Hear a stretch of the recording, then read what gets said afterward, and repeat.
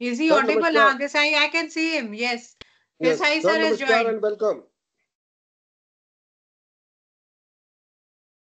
Sir, you Sir, are muted. you're muted, sir. Yeah, yeah. Right now? Yeah, it's Yes, sir, okay. we can hear you. Yeah, yeah, please. Welcome, sir, once again. Thank you. Welcome everyone. Good evening and very good evening, everyone. I am Swati Sharma, and it is with great pleasure that I welcome you all to this enriching journey through the ATAL sponsored Faculty Development Program on Medical Imaging in Third Dimension, Advanced Techniques and Clinical Applications, organized by the Department of Electronics and Communication Engineering, Maharaja Agrasen Institute of Technology.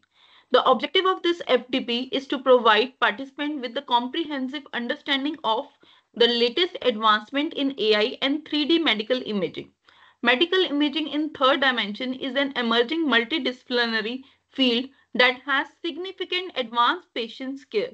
As technology continues to evolve, it is essential to stay informed about the latest breakthrough and software tools for reconstructing 3D medical models from traditional 2D medical image, imaging techniques.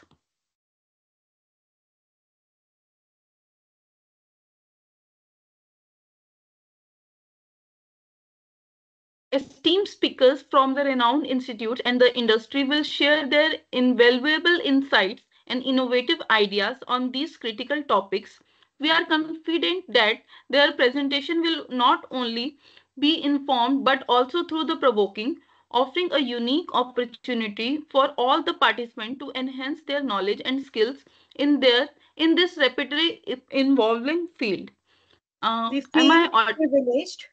We feel privileged to acknowledge our honorable distinguished dignitaries, Dr. Nandkishore Garg sir, founder and chief advisor MATES, Shri Vineet Kumar Lohia sir, chairman MATES, Shri S.P. Agarwal sir, executive chairman MATES, Professor Neelam Sharma ma'am, director MATE, Professor Dr. J.V. Desai sir, director general MATES, Professor S.S. Deshwal sir, dean academic MATE, Professor Sachin Gupta sir, Dean R&I, HOD of all the departments and faculty and staff members. Let us commence this exciting journey of knowledge by seeking the blessing of Goddess Saraswati. Sir, Saraswati Vanna, please.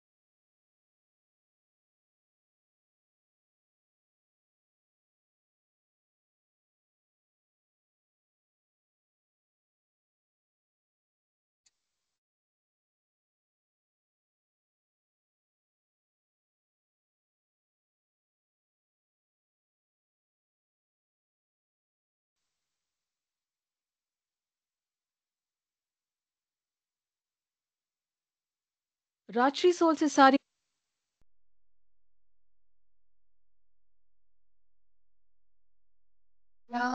कुन्तेन्दु तुषारहार धवला या शुभ्रवस्त्रावृता या वीणावरदण्डमण्डितकरा या श्वेतपद्मासना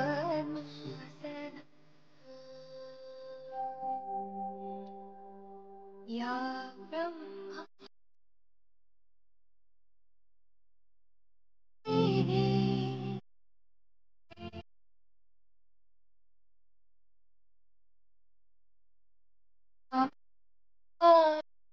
सरस्वती निःशेषजाड्या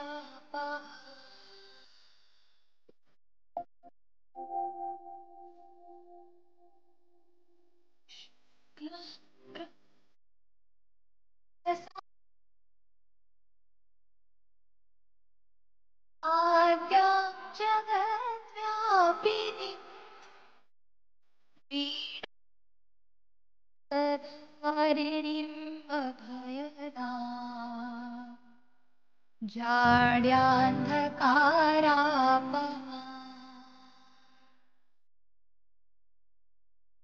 हस्ते स्फाटिकमालिकां विदधतीम् पद्मासने संस्थिता वन्दे तां परमेश्वरि भगवतीम् बुद्धिप्रदां Sharda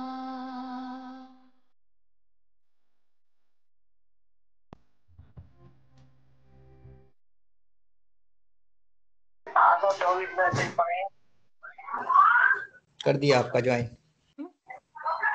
So, ठीक है, ऐसे ही कर लीजिए ना भाई शाम को। but हाँ please mute your mics. Photo नहीं लगा सकता मैं अपने But भी नहीं please लगा mute your mics. करते हैं। Who is there? Vaibhav sir, please mute your mic. मैं भी नहीं 6:30 बजे लॉगिन करूंगा। Vaibhav. Sorry.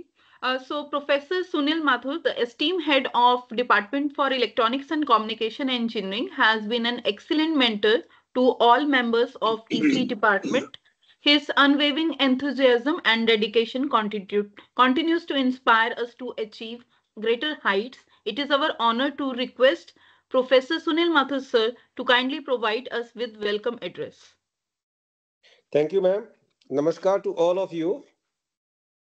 Respected Professor J.V. Desai, Director General MATE, Professor Neelam Sharma, Director MATE, Mr. Parveen Sikka, CEO Integrated Microsystem, and keynote speaker for this inaugural function, Professor S.S. Deswal, Dean MATE, Professor Sachin Gupta, Dean R&I, and all the HODs, professors, colleagues, invited guests, and participants. On behalf of Department of EC, I welcome you all and extend a warm welcome to all of you for this 6-day FDP on medical imaging in the third dimension, advanced techniques and clinical applications. I want to express my sincere gratitude for the continuous inspiration provided by Dr. Nandkishore Gargji, the founder and chief advisor MATES and chancellor of MAU. Also, my thanks to Sri Vinit Kumar Lohiya Chairman MATES, Sri S.P. Agarwal, Executive Chairman MATES, Sri T.R. Garg, General Secretary MATES, Sri Rajneesh Gupta, Secretary MATES, Professor J.V. Desai, Director General MATE, Professor Neelam Sharma, Director MATE, Professor S.S. Deswal, Dean MATE, Professor Sachin Gupta, Dean R&I, for their unwavering support and timely guidance. I also thank my colleagues, Dr. Nitin Sharma, Dr. Swati, Dr. Preeti, Vaibhav Nijhavan, and all the other faculty members who are dedicated and put so many efforts to organize this FDP. We are honored to have received support from AICT, an institution synonymous with the highest standards in technical education quality and innovation. AICT has generously granted us a budget of rupees INR 1 lakh to successfully execute this educational program. I am pleased to announce that the response to our FDP has been overwhelming. Despite the stipulated limit of 100 candidates from ATAL as a guideline, we have received registration from an impressive total of 167 candidates. Among them, 37 are our internal faculty members, showcasing their keen interest and commitment. Additionally, we welcome 130 external participants, out of which 106 from Delhi and 61 from Pan India. It is both an honor and privilege to welcome you all to this faculty development program. This FDP has been designed to bring together experts from a variety of fields, engineering, science, and medicine, to provide a comprehensive understanding of the latest advancements in 3D medical imaging, a topic that holds significant promise in improving diagnostic accuracy, treatment planning, and patient's outcome. As we know, medical imaging has revolutionized healthcare, enabling doctors to visualize internal structures of human body with unprecedented precision. The leap of 2D to 3D imaging has been nothing short of transformative, offering more detailed views and enhanced diagnostic capabilities. Today, we will explore cutting edge techniques and clinical applications that are driving this innovation, as well as how they are shaping the future of healthcare across the globe. It's my pleasure to introduce our esteemed speaker who will guide us through this session, through the various sessions on the forthcoming 6 days. First of all, Mr. Swam Tyagi, software engineer at Amazon USA, will discuss how AI and machine learning are transforming medical imaging to enhance diagnostic efficiency. Welcome, Swam Tyagi ji. Professor Dr. Partha Paritam Roy from IIT Roorkee, an expert in computational imaging, will explore the latest advancements in 3D imaging and their application in medical diagnostics and precision medicines. Dr. Rajesh Kumar Tiwari, Scientist E at INMAS, DRDO Delhi, will share insights on imaging systems used in defense research and their potential clinical applications. Dr. Nitin Arvind, Assistant Professor at Bennett University, will highlight how advanced algorithms are improving the clarity and diagnostic potential of 3D medical scans. Dr. Rajesh Prabhakar, a big data analytics expert and founder of Data Advancer Labs, will discuss the role of big data in reshaping medical imaging and patient care. Dr. Rohini P., Assistant Professor at IIIT DM Kanchipuram, will focus on the integration of innovative hardware and software to enhance medical imaging capabilities. Dr. Chandra Prakash, Assistant Professor at SVNIT Surat, will provide insight into the engineering challenges and innovations in real-time 3D medical imaging. Finally, Mr. Ravikant, a data scientist specializing in medical image analysis, will explore how machine learning is revolutionizing the interpretation of complex medical images. I welcome all of these experts. We are excited to hear from these distinguished experts. Together, these experts will cover a wide range of topics from the latest software and hardware advancements to the clinical application of 3D imaging and the growing role of data analytics in improving healthcare outcomes.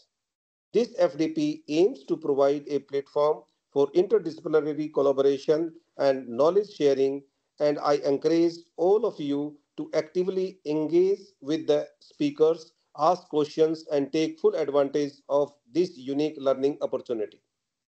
It is my hope that by the end of this program, each of you will gain deeper insights into the fascinating world of 3D medical imaging and its transformative impact on healthcare. Once again, I extend warm welcome to all the participants and express my gratitude to the speakers for accepting our invitation and for sharing their valuable expertise with us. I am confident that these forthcoming 6 days will be both enriching and thought-provoking. Thank you, and I look forward to an engaging and productive FDP. Namaskar, Jai Hind. Thank you, sir, for the inspiring and insightful words that have truly set the tone of this event. Let us now extend a warm welcome to our Director, ma'am, Professor Neelam Sharma, ma'am, who embodies knowledge and patience and inspiration for all of us. Her unwavering support and guidance has been instrumental in driving our progress. I now kindly invite ma'am to deliver the introductory remarks. Over to you, ma'am. A very, very warm welcome to our Director General, Dr. J.V. Desai, our expert speakers, the chief guest of the occasion, Mr. Praveen Sikkaji, the CEO of Integrated Microsystems, our speakers, Shivam Tyagi ji from Amazon, and Mr. Chandra Prakash ji from NIT Surat. I would also like to mention over here the great efforts that have been put in by Dr. Sunil Mathur, the head of Department Electronics and Communication Engineering, the coordinator Dr. Nitin Sharma, who has been an expert of the image processing field since the beginning, the co-coordinator Dr. Swati Sharma, who is also one of the comparers and who has been working very hard to make this event a success, the technical team, Mr. Vaibhav Nijavan, and Mr. Rohit Lakhane, who have been coordinating and technically, making all things possible for everybody to join and for the smooth digital presentation of this FDP program. The topic that has been selected is medical imaging in the third dimension, advanced techniques and clinical applications. So I think this is a very apt topic, and basically the medical imaging techniques, they have come into prevalence after the COVID. I have been taking a lot of I've been doing a lot of, been involved in the project work of the electronics and communication engineering students from our own institutes and from other institutes as well. And I have seen the trend of students, adopting into taking the projects of imaging techniques, and especially the medical imaging techniques. And also those who have been working seriously on this topic, they have also landed up with very good jobs. Not only good jobs, very high package jobs. Mostly I have seen that in electronics, the students who are getting a package of say 13, 14, 15 lakh rupees, they are the ones who have been pursuing this medical imaging, and comparing the medical images of one particular patient with with the comparing it with the other patients, and accordingly going in for the diagnosis. They have been working, and they have been working under the guidance of Dr. Nitin, Dr. Swati, and others in the electronics department who have been working in this particular field. As we all know, medical imaging has evolved dramatically, moving from 2D to 3D technologies, enhancing our ability to diagnose and treat patients with greater precision. With the integration of artificial intelligence, deep learning, and advanced imaging techniques, the potential for improving healthcare outcomes is immense. Over the next few days, we will be able to explore the key topics that are visual AI with Nivedita for faster and more accurate imaging, medical segmentation techniques for precision diagnostics, the 3D brain computer interfaces and their role in neurological disorders, the importance of explainable AI in clinical applications, the application of deep learning models in real world clinical settings. These innovations have the power to revolutionize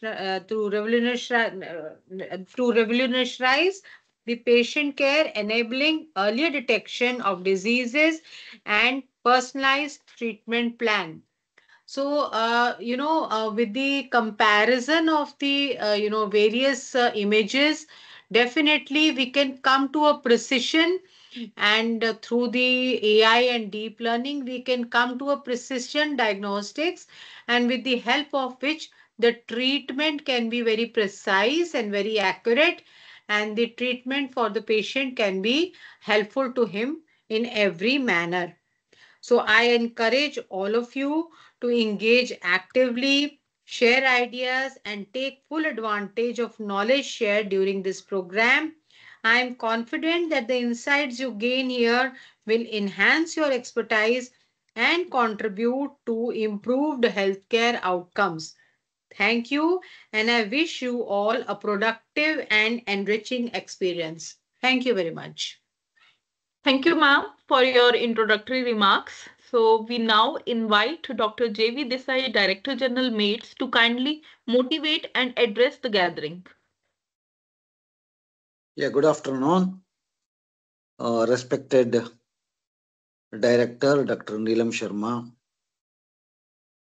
our beloved Head of Department Dr. Mathur,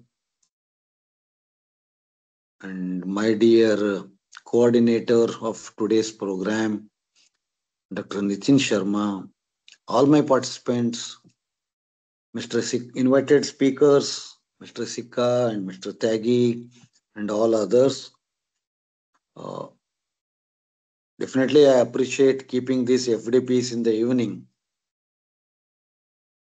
I will be more interesting and can be more focused, as if anybody wants to learn something new, and this is the very ideal timings, 6 to 9.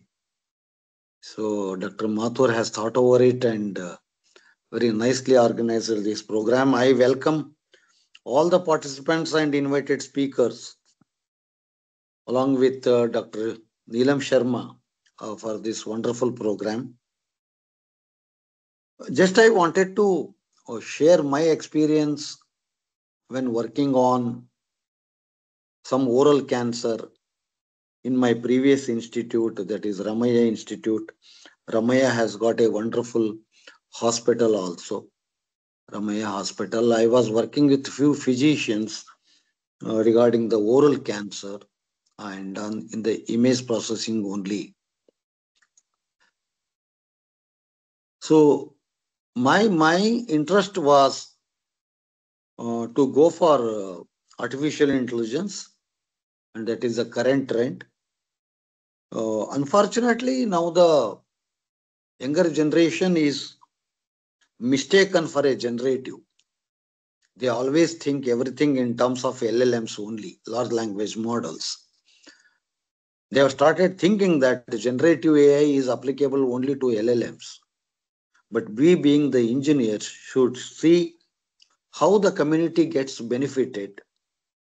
Madam was talking about a precision medicine and all that. That is the higher side. But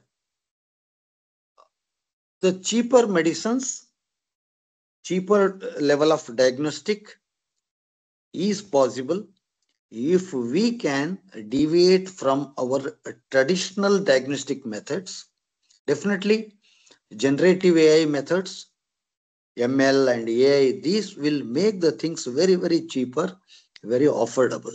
That is the biggest thing we can do as an engineer. Because I have worked with that.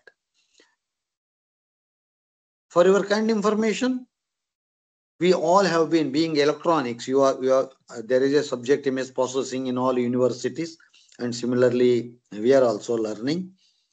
We have come across with Sobel operator, canny edge operators, so that any edge detection can be applied over a region of interest. So definitely the boundaries of any region of interest, there will be difference in the pixel intensities, and that particular region we want to take it out, and that becomes the basis for our diagnosis. These things already we have seen. We have changed different operators. Earlier we used to take Sobel and canny. Every operator has its own different characteristics, and the same thing now they do in the generative in the name of a image segmentation, and the accuracies are much, much higher. Not only, another challenge with the medical field is most of the data is very confidential. So they take an undertaking in the very beginning that your data will be kept confidential.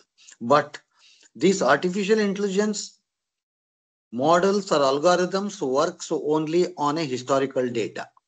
Lot of data is required for the training the model. And there comes the difficulty. Again, people went for generative. They went for a generative synthesis where you can create your own real-time data.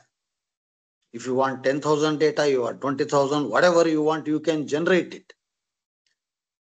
Okay, that is the facility we have in the artificial intelligence. Need not to beg with different hospitals for the data.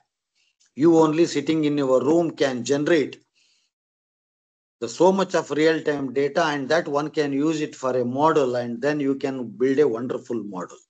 So that is synthesis using GAN, generative adversarial networks. So like that, a lot of techniques have come, and I am hopeful the invited speakers will definitely focus on these new techniques of AI, ML, and generative AI, and enlighten our faculty of who are 37 in numbers. I hope the students interested and participating students also will find it more interesting. And I promise you, I will be attending all the sessions to the possible extent. And finally, what I can do is the best thing at this moment is wishing all the best for all the participants, and my huge appreciations to Dr. Mathur, Dr. Neelam, and Dr. Nitin Sharma for organizing along with our Deswal and all other deans. Good luck. Thank you very much. Thank you, sir. Thank you very much. Thank you so much, sir, for the motivational word, the concern you showed, and for sparing time for us. Great ideas and achievements are not accomplished overnight, but rather require a significant amount of skill and dedication to master. Therefore, we would like to invite Dr. Nitin Sharma, sir, the coordinator of the FDP, to deliver a vote of thanks. Over to you, sir. Uh, Ma'am, there is a keynote address from Praveen Sikka, sir. Uh, Yes, okay. please invite. Yeah. Okay. Okay. Uh, First, we invite Mr. Praveen Sikka, sir, CEO of Integrated Microsystem, for keynote address. Mr. Praveen Sikka is the CEO of Integrated Microsystem with over 20 years of experience in the technology and research support industry. He specializes in providing advanced software solutions, particularly simpleware for 3D image processing, analysis, and modeling.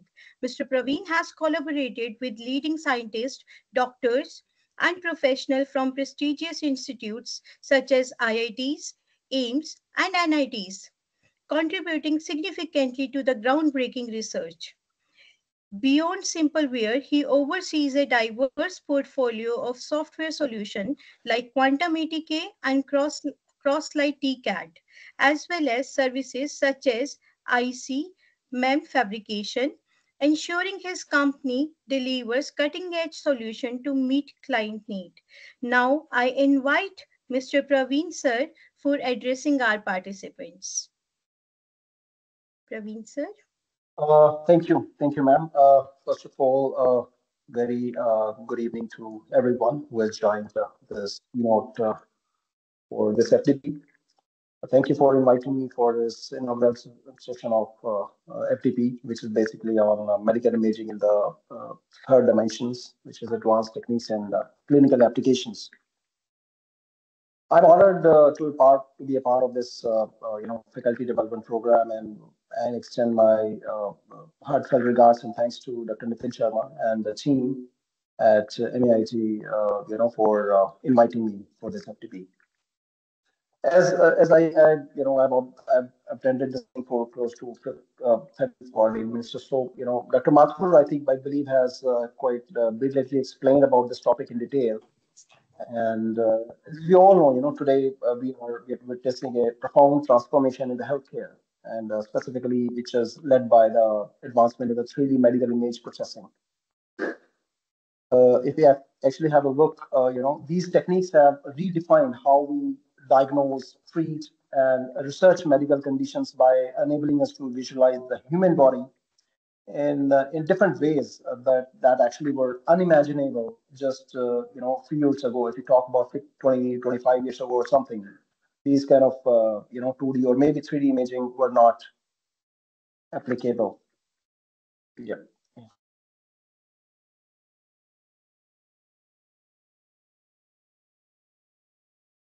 Oh, okay. So unlike traditional methods, which was basically 2D long back, now we have 3D medical imaging as well, which basically offers accurate visualization, enhanced diagnostics, and personalized care solutions. And some of the key applications which are basically in the different fields like personalized medicine, advanced diagnostics, and medical training and research. We have a tool which is basically a sort of a simpleware software, which actually plays a informative role in terms of the 3D medical imaging, specifically for surgical planning. Now, simpleware software actually offers 3D image segmentation and model generation solutions for from going to scans to the 3D models, which is seamless flow basically, and which can also help in terms of processing your images, obtaining the measurements and statistics, and exporting these high quality models to design simulation, and finally for the 3D printing, which can actually help in the surgical planning. It has certain other features in terms of 3D segmentation and analysis. Simpleware excels at segmenting anatomical structures from CT to CT or MRI with the precision, which is quite crucial. This the high quality of CT and MRI is basically quite crucial for creating accurate models for your bones, tissues, or organs, and which also has a seamless integration with the 3D printing tools, specifically for manufacturing of medical devices. And our tool is fully compliant with the regulatory compliance like CE compliant and FDP or so. So simpleware ensures output meet which high quality standards, making it suitable for clinical and research manufacturing. It has a wide kind of application. It has application in all the area. If we talk about the medical industry, specifically for orthopedics, cardiology, dentistry, biomechanics, and wide range of health challenges in the healthcare as well. Now, in totality, if we talk about or to illustrate what we've been said before, surgeons use simpleware to create detailed anatomical models for surgical planning, and the researchers simulate the same for biomechanics for stress and strain analysis. An engineer also use the same for custom prosthetics and implant with unparalleled accuracy. In conclusion, 3D medical image processing powered by software like Synopsys Simpleware is not just a diagnostic and a treatment, but it's also setting the foundation for the next era of personalized and personal and precision healthcare. And together we are, advancing healthcare innovation, one image, one model, and one patient at a time, based on the custom specific implants. And this is what is all about medical imaging. So we'll showcase our product as well, Simpleware tools on 21st December with a live demonstration of the software. And the researcher and the scientist and professor can actually have a look how the tool works in terms of right from making your own, importing the icons from MRI or CD, making your segmentation, and finally exporting the same for the 3D printing. So with this, I thank you all for joining this, and I look forward to an insightful session in coming days with all of you. Thank you. Thank you for inviting, and I'm honored again. Thank you. Thank you, sir.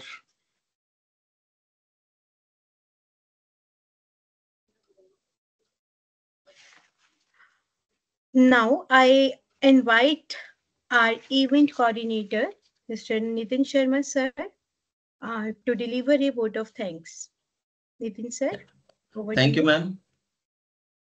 Yeah, Honorable Director, Professor Neelam Sharma, Director General, Professor J.V. Desai, Dean, MAIT, Professor S.S. Deshwal, respected Mr. Praveen Sikka, CEO, Integrated Microsystem, our Head of the Department, Professor Sunil Kumar, respected HODs, professors, colleagues, and our most valued invited keynote speakers, delegates, and dear participants.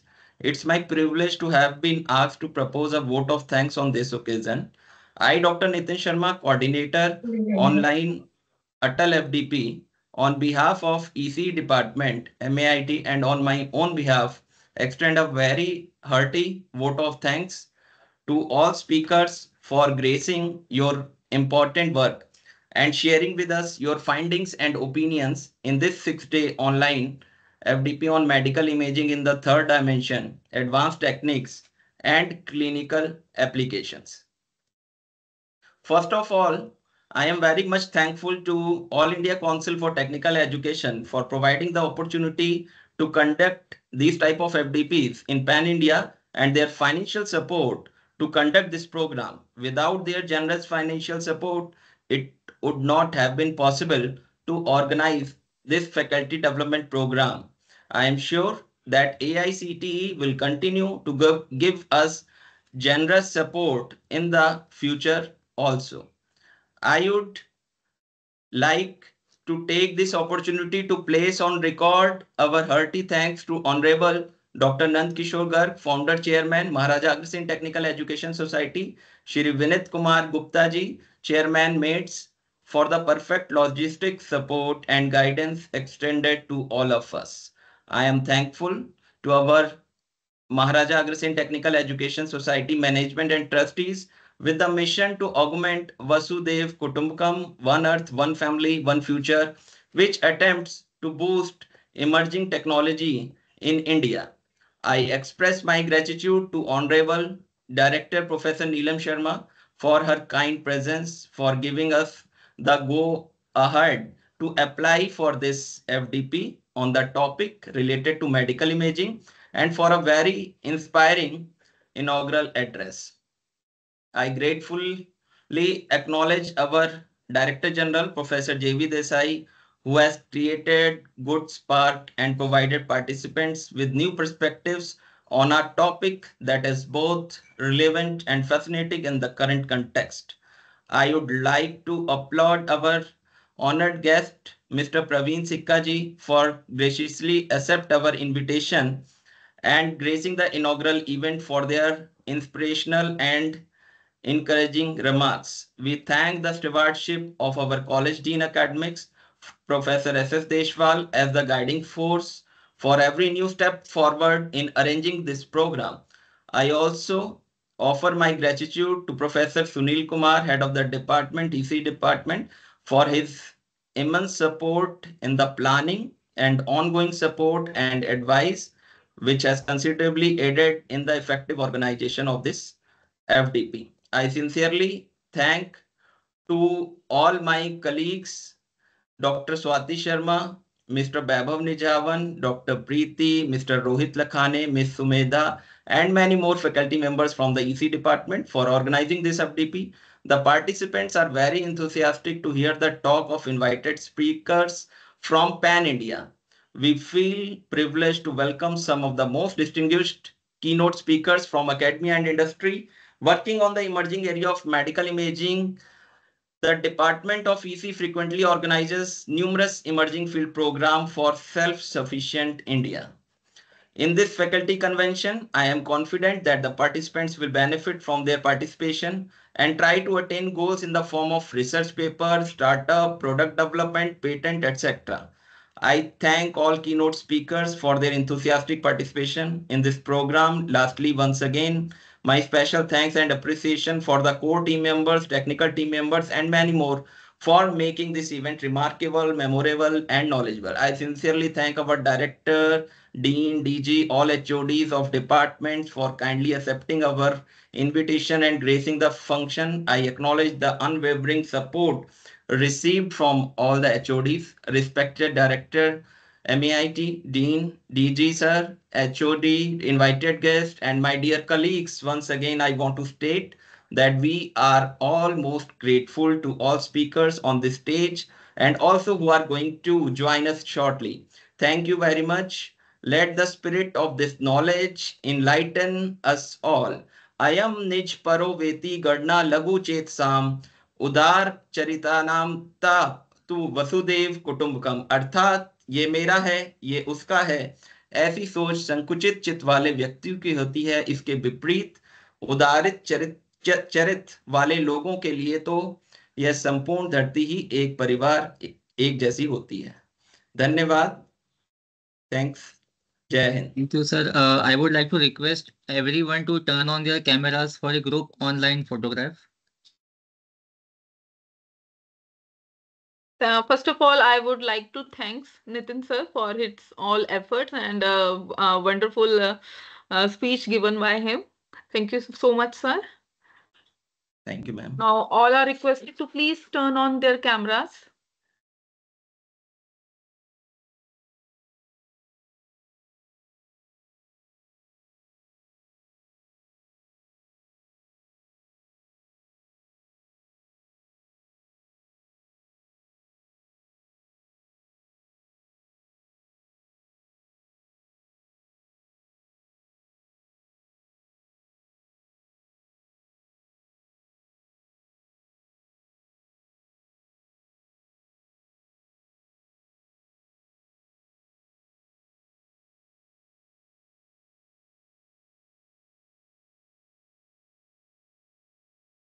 I'm just waiting for a couple of seconds more so that everyone can turn on his or her camera.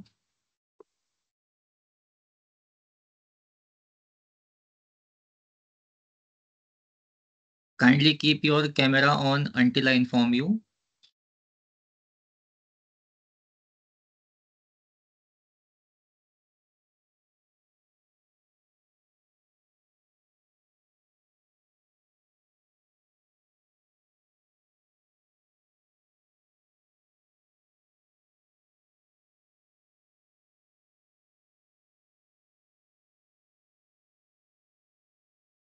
Okay, thank you. We can go ahead now with the session. Now, I would like to introduce our first speaker of our day. Shivam Tyagi is an accomplished IT professional with over 10 years of experience in payment, telecom, and hardware design as a software development engineer at Amazon Payments. He leads initiative leveraging generative AI and data analytics to enhance global payment experiences and optimize enterprise systems. Shivam has previously worked at Delhi Metro Rail Corporation, improving telecommunication system, and at Food Corporation of India, where he implemented digital solution to enhance logistics. He holds an MS in software engineering from San Jose State University, an MTech in VLSI design, and a BTech in computer science with academic honor.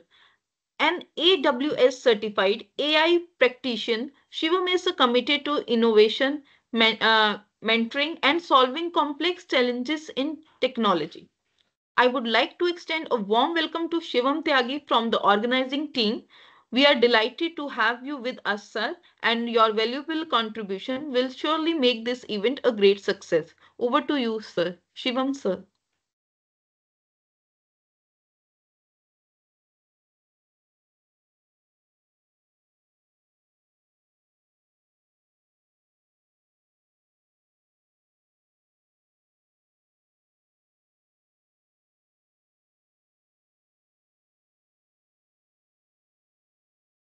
Are you there in the meeting, Shivam Tyagi, sir? Yes, thank you, sir. Oh, sorry, I was on mute. Okay. Good. Okay, yeah. Good evening, everyone. Thank you to Nitin sir and all the esteemed directors, deans, and the faculty members for inviting me here. It is a great opportunity to share my knowledge with you all, and giving it a chance to generate some more results for our country, for our people. So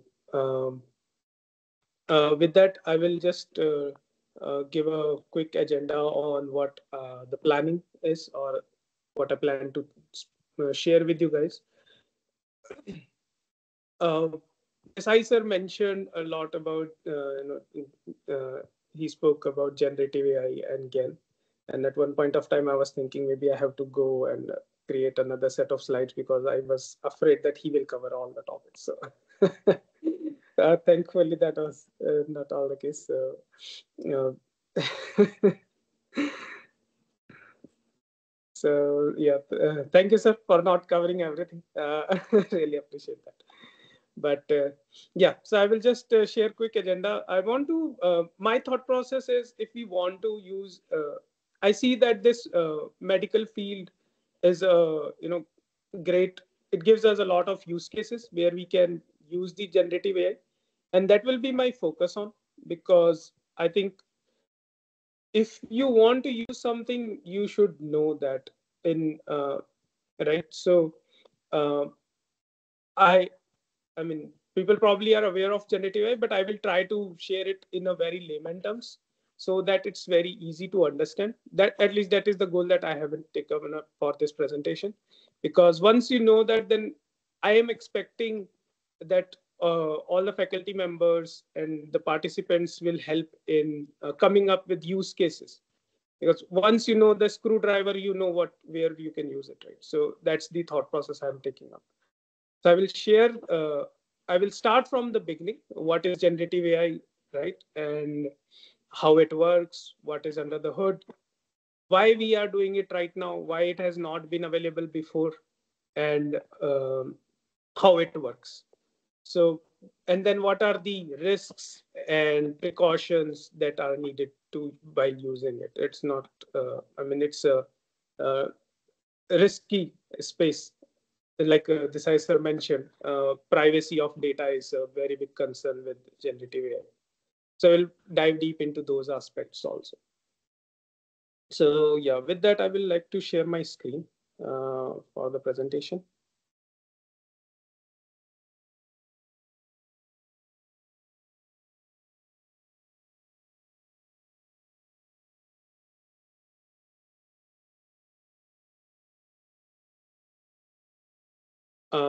So if Nitin sir, you can confirm if my screen is visible. Yes, sir, visible. It's visible.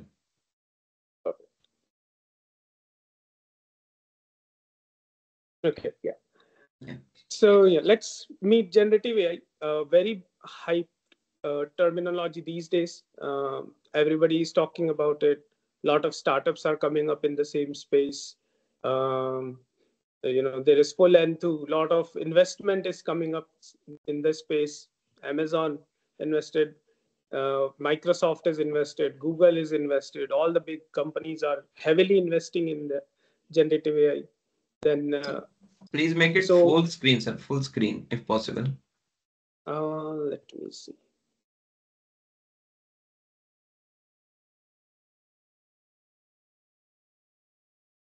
Okay. Is that good, sir? I think so. Sir, fine. Okay. Yeah. So as I was saying, there is a lot of investment and enthu in this space. We will discuss a bit why that is the case, right? What is so special about generative AI that everybody is jumping on it and then trying to use it? We are saying that it can be, it has huge potential. Why is all that talk is going on? So we will do that deep dive going forward.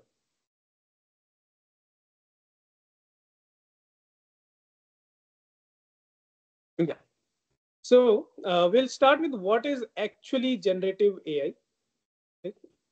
And what are these terms when we say generative? We know what is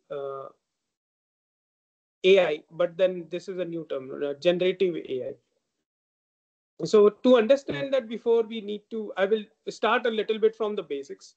I probably you all know that already, but I think it will set a good context to come to generative AI. Artificial intelligence, yeah. So that's like what is artificial intelligence? So again, I always like to work backwards. What is intelligence per se, right? So intelligence is a capability of reasoning, understanding something, using it to solve problems or answer questions that are new to us. Like, okay, you have learned, you develop this intelligence slowly, right? We should always think how humans learn, and that always gives us a good basic of how machines will learn.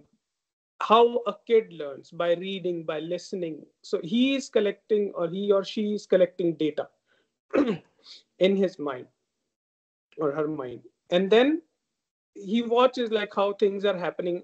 Like, let's say a soccer game, right? Kids will see how players are playing soccer or cricket per se. We saw how Sachin Tendulkar used to play cricket, and then we try to imitate that. Okay, the straight drive goes like this, the hook goes like this. So we are collecting the data, and then we use it in our day-to-day life when we are playing the game. So similarly, artificial intelligence is kind of that approach in a way. We'll see how. But yeah, so artificial intelligence is simulating human-like intelligence by the machines or by any agent or role per se. Now, what is required for artificial intelligence? Learning is required for us as a human. For intelligence, what is required? Learning is required. We learn, we read books, and we can we read articles, or we watch videos, or we do trainings. So similarly, for artificial intelligence, for a machine learning is required. Means we need to train the machines to learn from the data.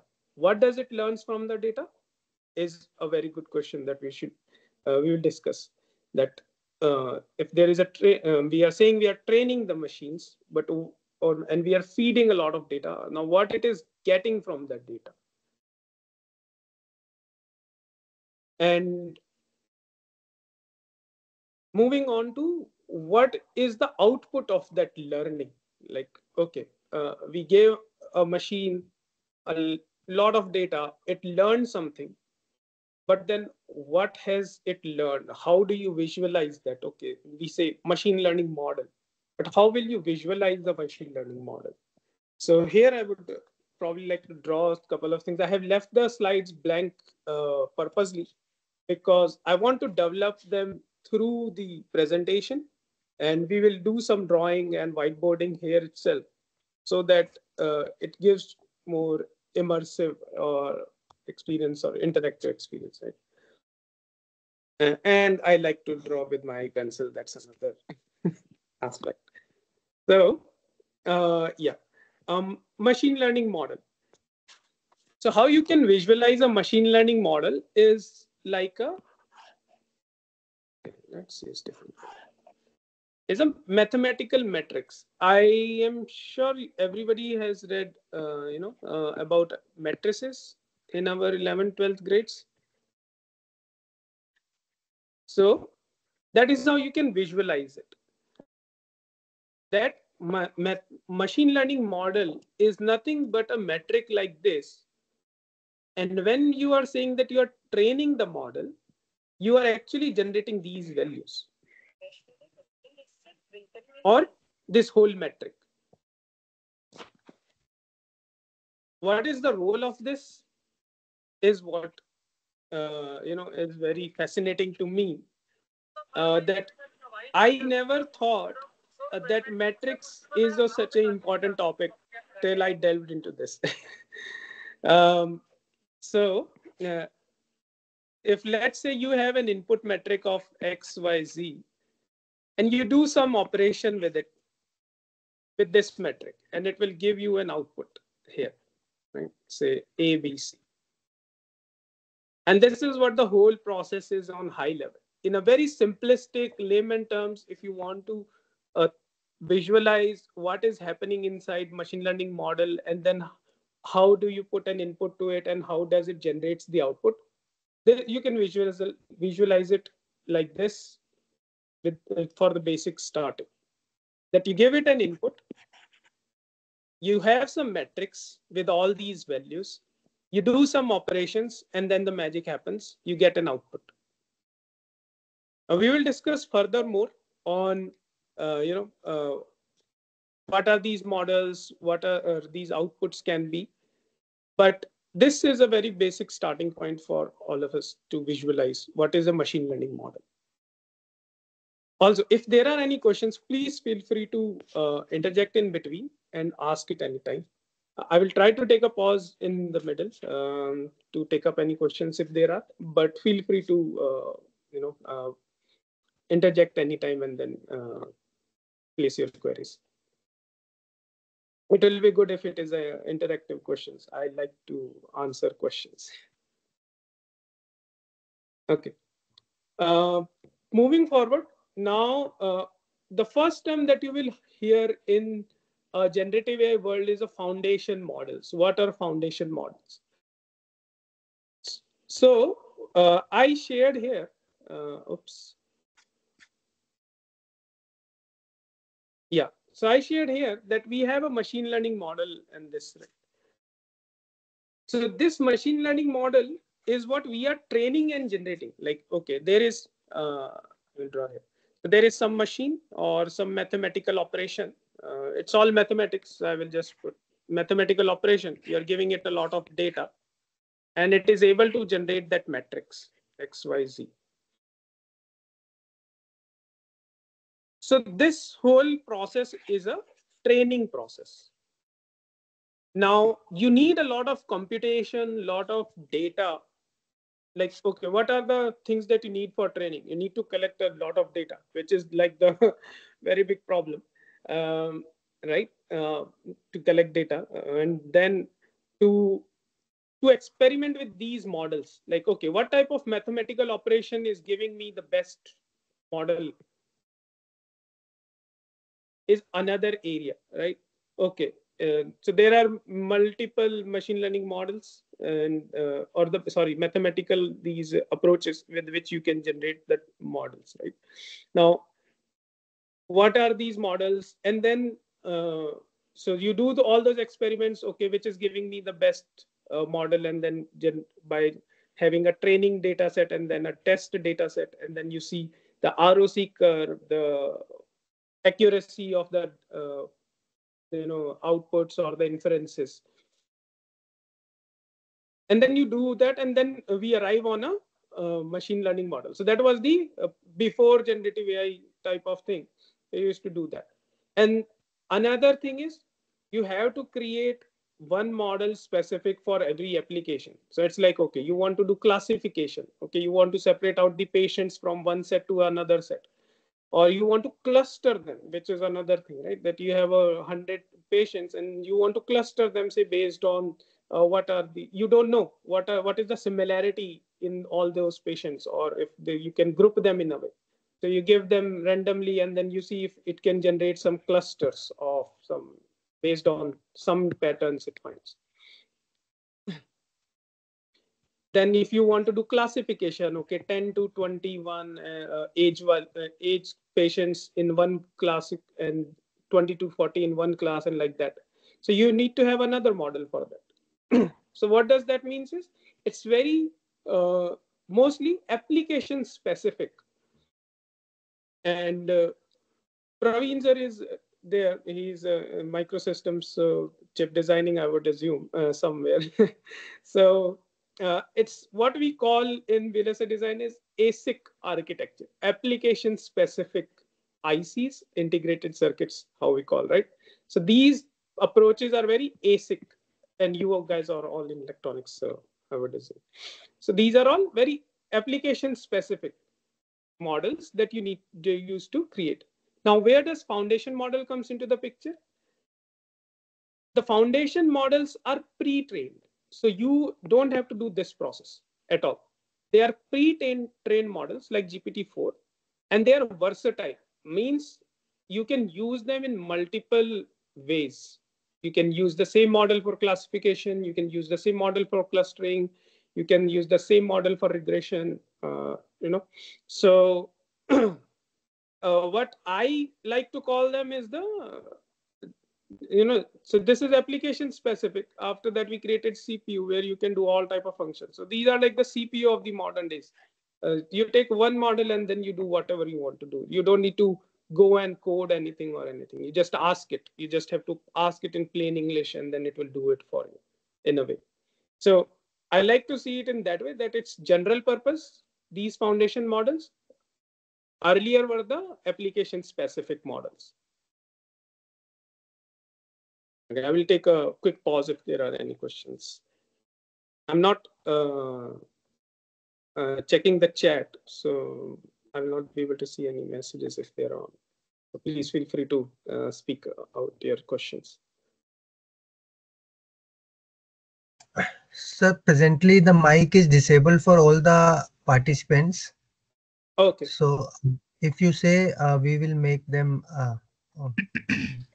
No, that's fine. If there are any questions on the chat, just please let me know, and I will respond to them. So if anyone having any query, then please raise your hand. Yeah. Thank you. Okay.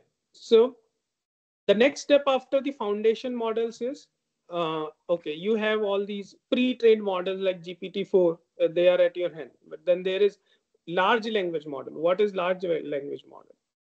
So now a pre-trained model can be for different applications, right? In the sense of we will classify in terms of the type of output they are generating, let's say. Okay. So like in this case, large language model is pre-trained to generate text specifically. So that's why on GPT-4, when it was first launched, right, ChatGPT, it was mostly text generation. You ask it a question, it will have all the pre-training it needs, and then it will generate an output for you. Now that's a different science itself, like how it is generating the output. If we have time, we'll delve into that. But first, let's get familiar with all these terminologies is what my goal is. Yeah, so large language model is something that can generate text on the fly based on the intelligence it has gathered from the training. Right? So you ask it to create a poem, it can create a poem. You ask it to create a prescription, maybe it can create a prescription. Right? And then, or you give it some context that this is the history of the patient. What can be different about it, or what can be the issues or diagnosis, something. So like that, you can definitely, I would say you should play with this in those terms. Okay, so next step is the multi-model. So we said that, okay, large language models are for text generation, but then what about if I want to generate an image out of it? Right, so I will delve a little bit technical in this aspect, in this particular model, because for this session, medical imaging is the theme. So I think multi-model is a good topic to know a little more about it. Okay, so multi-model is something that can generate not only text. So yes. One or two participants want to know about this pre-trained model and about the trained data and the test data. Got it. Okay. Sure. Let's see.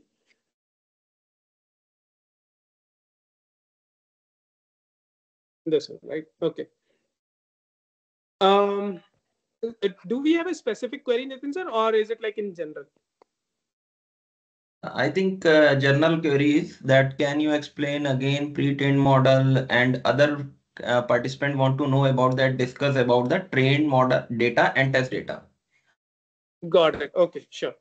Yeah. So pre-trained model. Okay, let's focus General on the right training first, right, and then we can go on that. Yeah. So like I mentioned, you can imagine a model like a mathematical matrix like this. Now, how do you create this? So like, let's say you have some 1,000 patients data, right? And you have a mathematical operation. You can imagine any of, there are different, these functions like ReLU is there, then there is sine function is there, sigmoid and all those. So I'm not going deep into this because I don't want to, if we'll start talking about this, it will be too deep. I have more topics. So I will just say that, okay, any mathematical operation, you have 1,000 data for 1,000 patients. How do you train a model? Okay. So first step is, so for training a model, you need a train data. But how you also need to think that I need to check the performance of this model. So how do you, but you have a limited data set. So there are certain approaches that you can use. So one simplest is you divide this data into a train data set and a test data set. So let's say you say, okay, I will use 900 patients to train my model. And then I will give 100 patients data to the model to see what type of output it generates. Now, the good thing about that is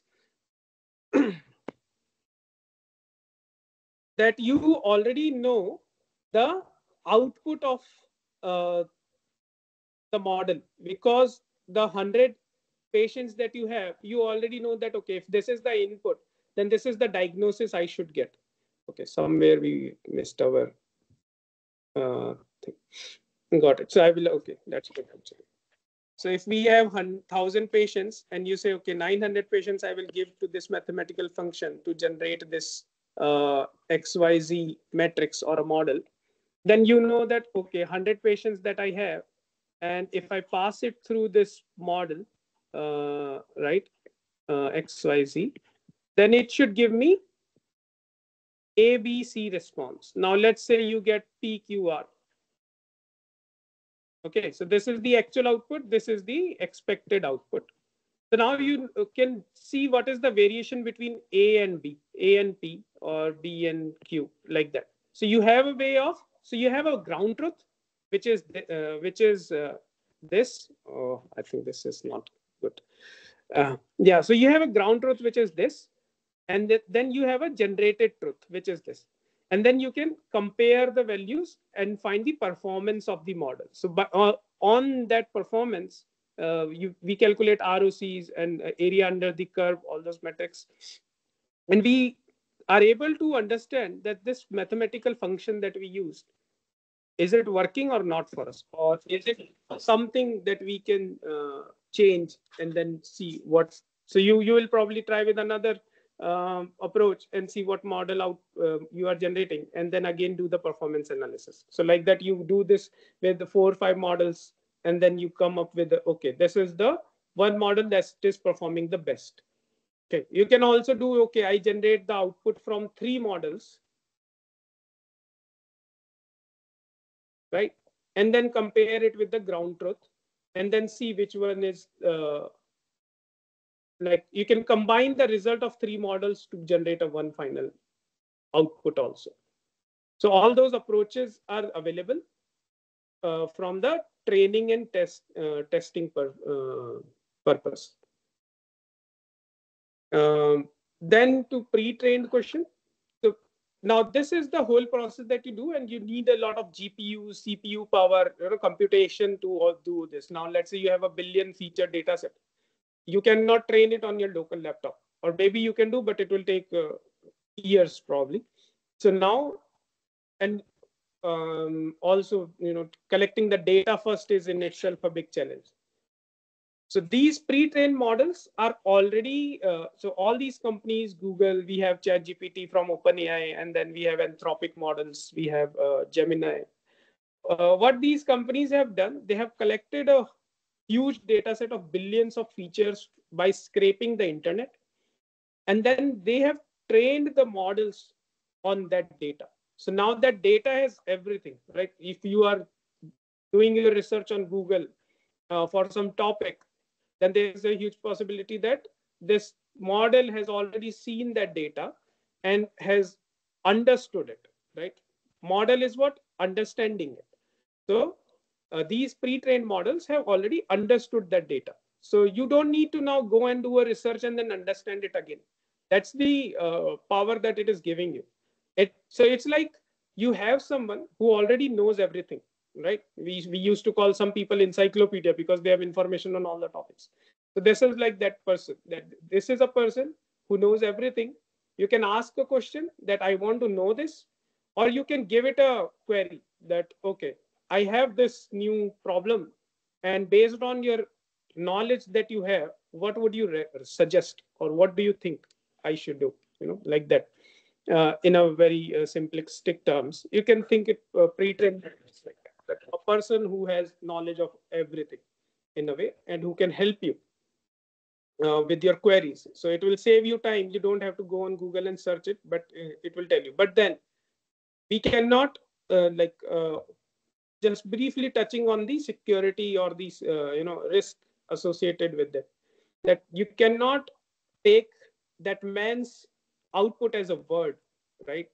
That, okay, whatever that encyclopedia person has told you is 100% absolutely correct.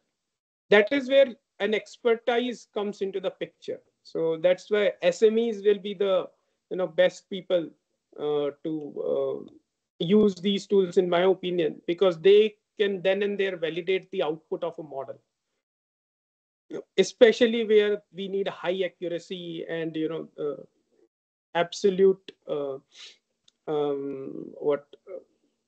accuracy in the output. So like, let's say you can ask it, okay, create a software code for a gate or a an AND gate or an OR gate, create a Verilog code. But if you don't know Verilog, it might be possible that you use that code, it might run, but later on somewhere in the chip design, it will create a problem for you. So that's where an expertise will come into the picture and to mitigate those risks. Okay, general public use is fine. I mean, okay, what is the capital of India? If it tells New York in place of New Delhi, I don't think anybody is getting any problem with that, or any harm is coming from that answer.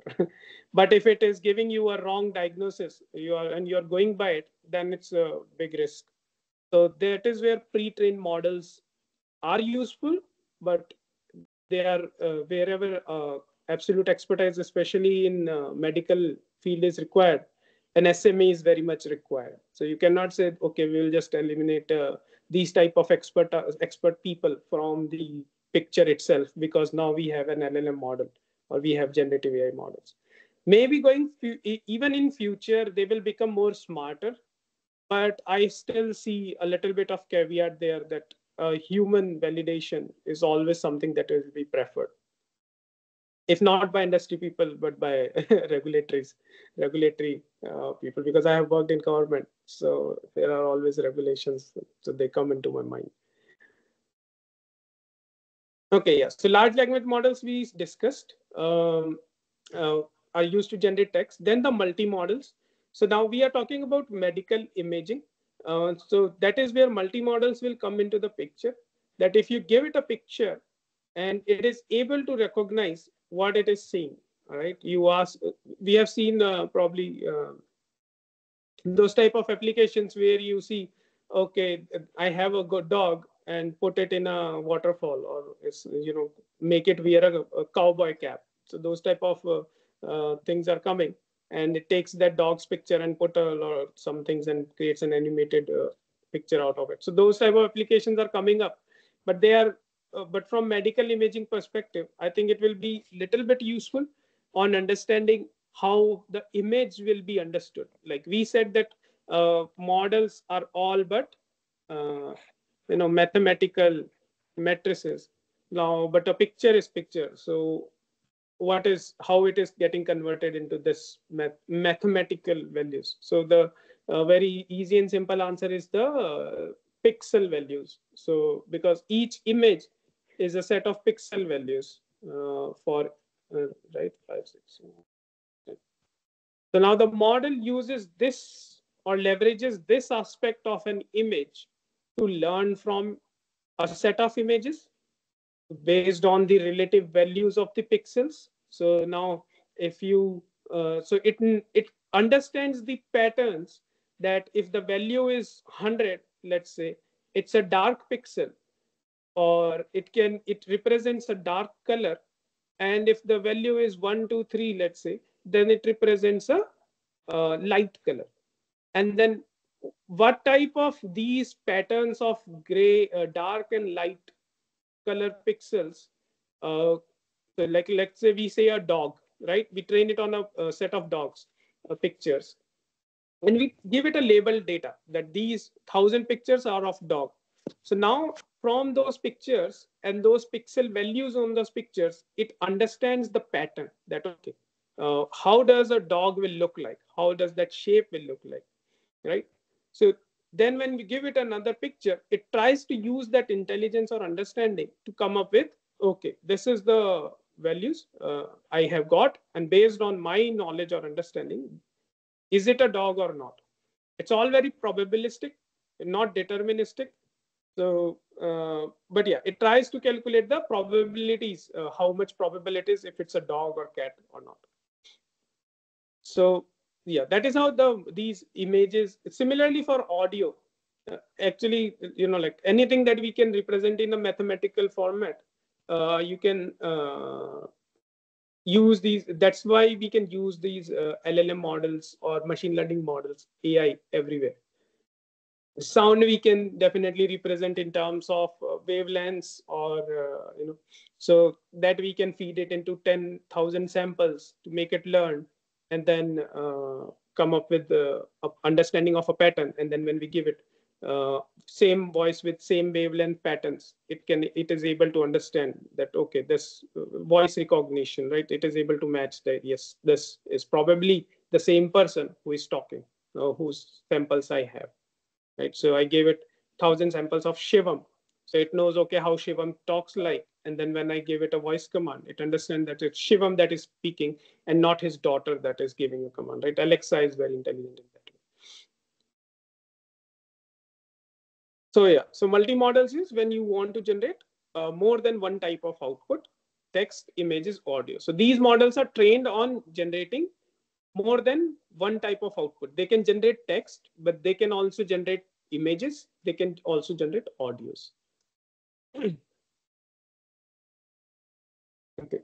Yeah. Next topic that comes into the queue is RAG, which is what we call retrieval augmented generation. So now let's say you have this LLM model, and you as a user, you are giving it an input and getting an output. Okay.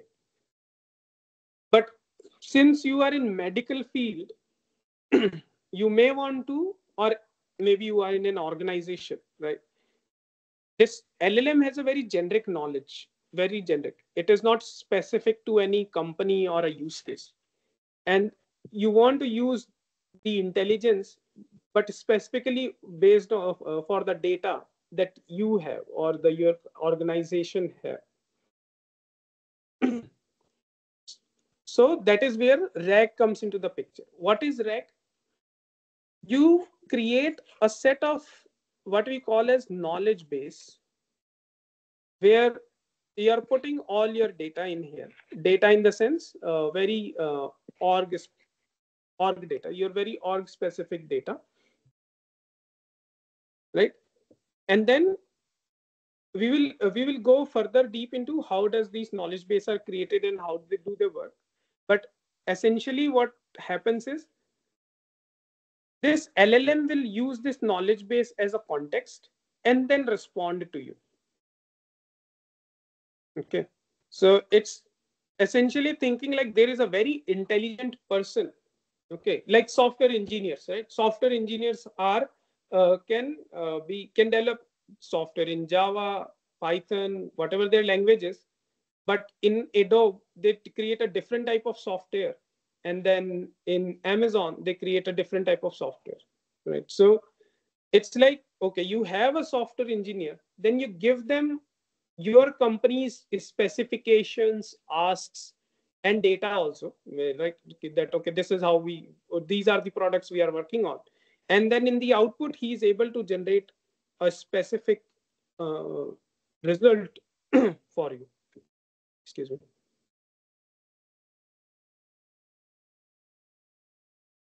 So this whole flow is what we call as retrieval augmented generation. Means you are retrieving some extra knowledge, giving it to the model as this is a very used word in this space, the context, that you are asking a question, but then what is the context in which you want an answer? How you can understand is you can ask the model, what is the price of an apple? Okay. Now, are you asking about an apple that you want to eat? Or are you asking about the share price of Apple? Or do you want to know about an Apple product, AirPods, iPhone? So it will respond based on whatever it understood from your question, right? But if you tell it a little bit of more context, that what is the price of Apple in winter season? What is the price of Apple in summer season, right? Or what is the price of apple that we eat, or apple fruit? So that fruit or that season is a context that helps it understand that, okay, what are we talking about? So similarly, you can ask, okay, how many employees are above 30. Okay, now are you asking about your company's employees or the all over the world, or because okay, or whatever data this LLM has in there? So then you have to tell it, okay, this is my data of 1,000 employees, which you will put here in the knowledge base. And then you will give the LLM that this is the data for 1,000 employees. Can you find the employees which are more about 30? So that way you're giving it a context that, okay, you know how to calculate this, you know how to apply this formula, but apply this for my data, not in generic. So that is what a RAG is essentially. Okay, and any questions? If not, we are good to go.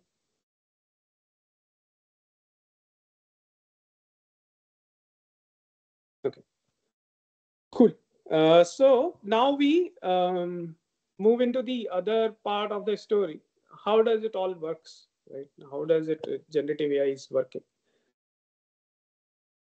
Right. So we said that what do we need for generative AI? We need a actually for RAG, right? Generative AI we already know. This okay, I think I misquoted it. Generative AI we already know, right? That we have a data, we are training on it, and the model is already pre-trained on a huge set of data and features, and we have that now. Now we want to use it for specifically for our use case, which is I think a very major application and mostly used in the space. So if you are looking for a very specific application for your org, this is where you will delve in how a RAG works. Okay, not generative AI, but how a RAG works essentially. So yeah, so you need a data. Okay, so that is where this new data comes into the picture. That you have the data from your company, like I said, 1,000 employees demographics. That this is the detail, and now you want to know how many employees are above 30 years of age. Let's say. So first of all, you have a data that you want to put it in a say. You want to pull that data, right? You are reading that data in a data source. It is either it can be a database or you can in your local memory anywhere, but you want to pull that data. So that's the first part of it, that we are pulling a data. You can save it in say your if you are familiar with AWS services, then there is S3 buckets, where you can put a lot of data. So it's like a directory or a hard drive on cloud. Right. So you can use these cloud services to put a huge amount of data that you can pull from your database or anywhere else. And then you probably need to process them also, because maybe they are not in the perfect form. So like, let's say I only want 10 fields to train my data, but only 8 are available. So now what about the other 2? So you will either try to have some, put some values there based on average out values, or if there is a missing data, what do? We do some type of sampling that, okay, if let's whatever is the missing data, let's populate that with the average of the values of that field, if it's a mathematical value, numerical number. So like all those things, we try to pre-process that. So data pre-processing is still into the picture. We have that data because what we call in AI is a terminology you call GIGO, which is gold in, gold out. So if you give it a very good input data to train on the machine learning model, it will generate a very good output. So if you give it a gold input, it will generate a gold output. So yes, so this data is very important. It needs to be, the cleaner it is, the more sampled it is, the more distributed it is, the more or the better performance the model will give you, because it will learn better. Right? Okay. Then the second step is chunking that data. Now, chunking means how are you dividing that data? If you have a document with say 100 paragraphs, right? So you need to split that document into small pieces because model will not take the whole document as is, even if it, because so here is some limitations from LLM side, what we call as token limits. So you have limitation on how much data you can give to an LLM as part of context, like we shared here, right? This. So when you give this context to the LLM, there are limits here. Model these days have a limit of 200k tokens. Now, token you can understand as a word for now, 200k tokens. Okay. So if you are giving it a full book, trying to give, okay, read this whole book and find the answers for me, it will throw you an error that no, I cannot take this much of tokens. It has exceeded my limit. Right? So you have to limit your input. So this limit is there is a reason why it is there, because there is an intrinsic architecture down below, which makes or brings this limitation to us. But yeah, so now if you want to break your whole book into, say, you need to break them into small parts. And that is what is called chunking. It can be a couple of examples on how you can do it is, you will say, okay, chunk. So if you have, say, 4 or 5 lines, you can say, okay, chunk after every time I get a comma. So if there is a comma after every second line, then the system will create a chunk of these first 2 lines and then another chunk of these first 2 lines. If you will specify the configuration, I want 1 chunk per line, then it will have, okay, 1 chunk for this line, 1 chunk, 1 chunk, 1 chunk. Chunk is like a part of it. So it will have, what it does is, after chunking, I will know why chunking is required and how does it place a picture. But essentially, this is how what a chunking means, that dividing the data into smaller pieces, components. And then there is another process. Next step is called embedding the models. What is embedding? So like I said, every these are mathematical models, right? So they have this matrix 1, 2, 3, and the input will also be in the form of a mathematical input. But now here you have read session as a word. So this is, you gave ChatGPT this session. How is this happening from that? So what will it do? So like, let's say this is a chunk. It will change that into this format, 5, 6, 7. Okay, and that is what we call creating of embeddings. This is an embedding. That to change your input, say a plain English input or an image, into a mathematical format or a mathematical vector, what we say, and then use it as an input to the model. Yeah, last but not the least, in this process of data pulling, the vector store. Like I said, we are creating mathematical vectors in the as an embeddings. How do you save them? You need a place to save them, right? So that is where these vector stores come into the picture. They are just like how you think of databases. So these are the databases for saving these mathematical vectors. And why they are called vector store? Because they are specialized in optimizing the read and write to these, because the data is huge, billions of features and all. So you need a very quick reading specifically from the vector store. You actually write also when you're generating the embeddings, but once you have the vector store, then the most important is the reading of it. So that is where these vector stores are specialized or optimized to have those fast read operations.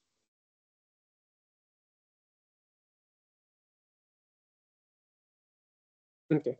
Okay, if we are good till now, I will move to the next aspect of generative AI, which is the prompt engineering or prompting of a model.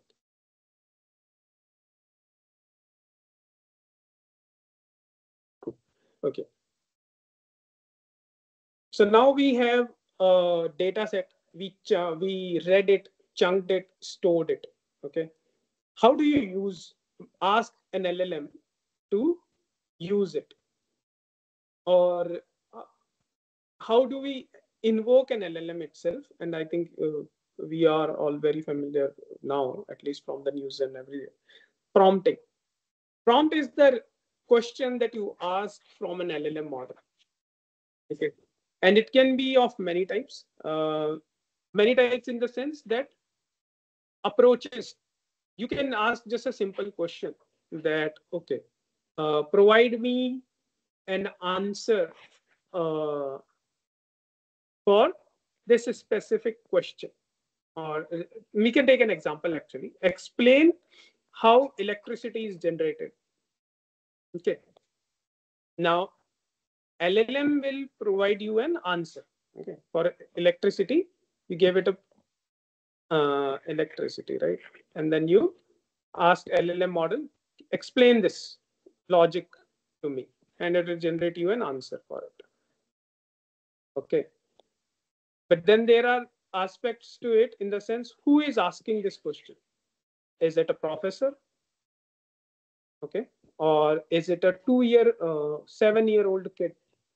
Or is it a 12th standard student? Right? So how does LLM will know what should be the complexity of this answer? Right? A patient will not have an understanding of the image what a doctor will have. So this answer should justify the intelligence of the whoever is asking the question. Right? And hence, we provided some more specific prompt. What is electricity? Explain it to me so that a 12-year-old kid can understand it. Or what is generative AI? Explain it to me in a way that a doctor can understand it. Okay, assuming that a doctor does not have or exposure to the all the down level technologies. Now, if we tell them there are maybe they will understand. Okay, once you tell them embeddings and all, but you, down below all these sigmoid and other functions, it will take some time for them to understand it. So you want to have that answer in a way that the intended audience is able to understand it easily. So that is where prompting techniques or prompt engineering is playing a role. We say there is called what is called zero shot prompting. Then there is one shot prompting and few shot prompting. Then there is what is called chain of thought. What are these? So like in this case, short means here examples. So like we ask, what is an electricity? Give me the answer so that a 12-year-old can understand. That is a zero shot. Okay, you are just telling it what is the question, and then you ask it what is, how do you want it? That's all. Next is one shot. You give it one example that, okay, what is electricity? Generate it so that a 12-year-old can understand. For example, if the question is what is water? Answer is it is a compound made up of hydrogen and oxygen that we drink or that humans organisms drink. So now it has an example that, okay, this was a question, that is how it was answered. I have to follow the same pattern or same level of complexity. So that is called one shot. Similarly, if you give it multiple examples for multiple situations, then it's a few shot prompting. Something of a different kind of approach is what we call chain of thought. This is what like you can think of actually telling a LLM model what to do in a way how you teach a student your technologies and all. So like let's say how do we ask how a kid learns to do mathematics or addition, right? You ask them, okay, 10 plus 5. So in starting they will do, okay, 1 2 3 4 5. They will count on their fingers and then generate the 15. So what is that? That's a chain of thought that kid knows, okay, if I have to do 10 plus 5, this addition operation, then I have to use my fingers to count one by one, 11, 12, 13, 14, 15. And hence it uses, next time when you will ask him 20 plus 30, or sorry, let's not take that, 20 plus 6, because so now it will use that previous experience to follow the same thought process, same chain of thought, and come up with an answer of 26. That is the same thing we do with LLMs. We give them a sequence of steps that, okay, you have to find the interest rate if the principal is 1,000 and if the interest is 100 rupees. And this is how you do it. Or you give it an example that that this was the value. And so you can actually combine these one shot, few shot with chain of thought. So you can give it an example of calculation. And then when the LLM model will try to generate, it will follow those same steps. So that is called chain of thought, that you are telling it what to do, or you're giving it a learning intelligence of what steps it needs to take. So that once you have given it that intelligence, it is ready to answer any question of that type going forward. Okay. Any questions there? If not, Nitin sir, are we on time? Excuse me, sir. Can I ask you a question? Yes, please. Sir, in prompt, whatever you told now, the responses is specific. He's generating the responses is specific, but the responses may not be specific, because suppose I am going to a doctor. Suppose I have headache, so the doctor may prescribe the medicine. What is the reason for the headache?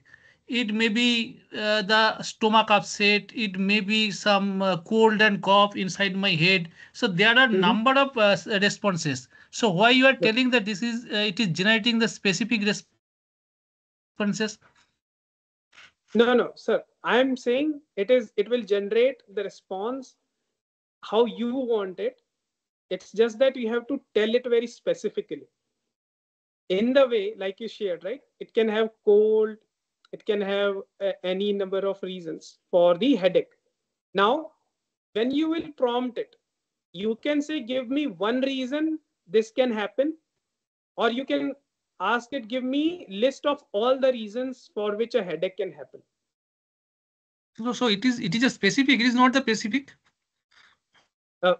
Specific means like what do you mean by specific in the sense? Specific means about particular things, that because due to this you are having the headache, because due to stomach upset you are having the headache. This is the specific meaning of specific.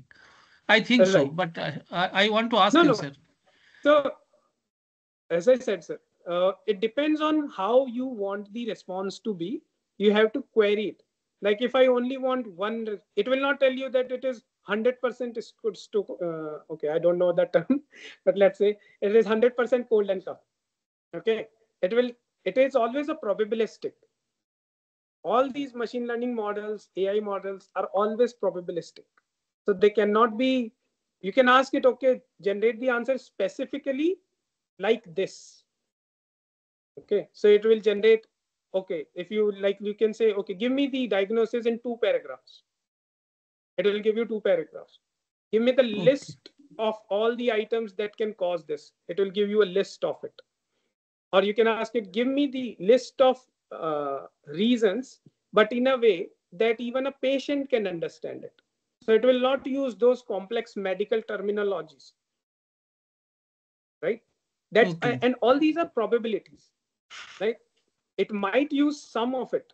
Like let's say you ask it, okay, give me a paragraph for this specific term in medical term so that anyone can understand it. Now it will try to generate the response in very layman terms, but there is still a probability that it will use some of the terms that are only understood by medical people. Okay, sir. Understood. Right? Thank you. Yeah, Nitin sir, time check. Do we have time or are we up?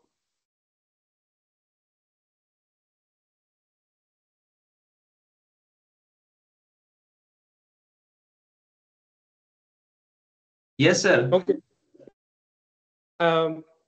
Because I think we are we on time? Just let me know if it overshoots. Please. Yes, sir. You can take, sir, 10 more minutes. There is no problem, sir. Good. Sounds good. Thank you. Okay. So yeah. So now we understood, okay, what is, just to recap, right? What is AI? We started from AI. Then what is machine learning? Then what is a machine learning model? Okay. And then from there, foundation models, large language models, multi-models. Then we have generative AI associated things, chunking, embedding, prompting. All these are now machine learning models, and machine learning AI is now, like, it has been there for long back, right? But recently, or I would say last couple 10-20 years, it has gained a momentum. So why is that? Especially generative AI, right? It has gained a momentum in last couple of years, or 4-5 years. Why is that? What's the reason behind it? So one very important aspect is the data. Earlier, everything used to be on paper, let's say. So generating the data was a pain. What? You will scan all the documents, you will scan everything, and then that too in, say, PDF files. And then you need some softwares which are capable of reading those images, PDF files, and then generating the text, come up with some data, right? It was pain. So, but what has happened is digitization. Everybody is using mobile phone, computers, laptops. Everything is on Word document or a PDF document or power presentations.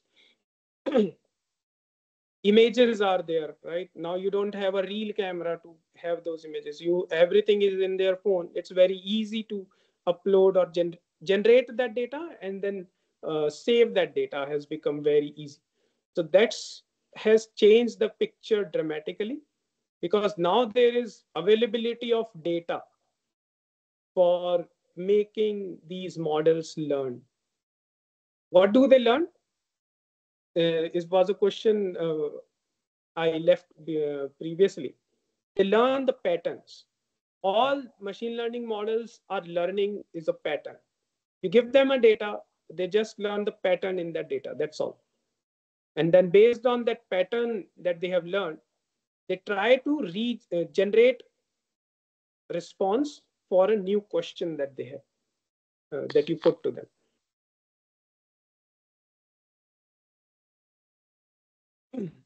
Second factor is the computational advancements. Earlier, floppy disks were there, right? How will you save data in floppy disks if you want to train a machine learning model? Then pen drives came for 1 GB. Now there are hard disks for 1 TB, 2 TB, 3 TB. So memory advancement in hardware, if you want to classify in overall, advancement in hardware in terms of processing, in terms of memory, and in terms of power consumption. So all those things have enabled scientists to do these type of experiments efficiently and quickly. So all the NVIDIA is creating all the GPUs which do all the parallel processing and train the data. Google has recently, a couple of days back, came out with a quantum chip that will that is processing way faster than whatever we have today. So as these advancements are coming, it's becoming cheaper and easier for these type of running these models, making billions of data sets, features, and putting them into one place, and then train a model uh, within a manageable duration of time. I will not say couple of days or couple of years or anything like that, but manageable time, depending on how huge the data is, that impacts that factor. So these computational advancements have enabled this progress or this momentum into this space, and hence we are seeing now and then the companies are coming out with their own LLM models, huge models, because you can imagine that to train on such a huge data set, there are caveats in terms of, will you leave your server running, how much power it is taking, do you have enough space? All those things are now, those worries are not there. You don't have to work around those limitations, right? There are limitations because nothing is sufficient for that time, but then you have ways to come around them, but it's faster than earlier. So going forward, it will be much faster. Okay, risks and safeguards associated. So just quickly going over them. So what are the risks that we have with these models, right? So bias. Now, if you are training a data set just on the Indian population, let's say, and you want to apply the results on some other country, US, it is definitely not a good fit, right? So you have a biased data towards one country, and then you are trying to apply it, say, all over the world. So similarly, if you have a research that is being done in US demographics and US people based on their dietaries, you cannot say that this is applicable all over the world, right? So that is a very important aspect that we should keep in mind when selecting the data that we want our models to train on. Similarly, misinformation. What if there is wrong data? Right, that is there is a prompt attack that where what a person does is he will say a car is identified as a plane, so what is a Honda?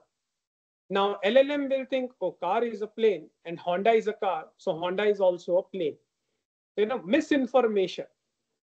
Somebody was telling me that there is some initiative going on where they are trying to generate wrong data like this in a website, so that whenever an LLM scrapes that data and tries to train on it, all it gets is a wrong information and its performance degrades.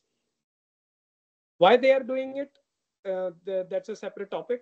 But so that is like a misinformation activism that is going on. So these type of risks are there. So you cannot rely whatever LLM model is telling you is 100% accurate. No. There is always a disclaimer that this is a probabilistic answer. You need to use your own good judgment to use it. And then the environmental impact, of course. The training uses huge amount of electricity, right? It has a big carbon footprint. So what can we do about this? Right? So that is an additional risk, right? So you cannot just keep on training models and models and models, and then keep consuming all that power and then impacting the environment in that way. So it has an environmental impact also.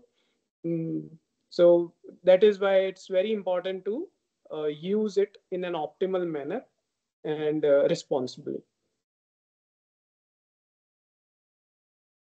Okay. Now, what are the few safeguards that we can use? So there are different uh, organizations, groups, and activists that are trying to come up ways where we can balance out the risks with the advantages that it brings. Definitely, it's a huge advantage. It has what is the biggest advantage of generative AI? From what I see is that it has democratized this whole space.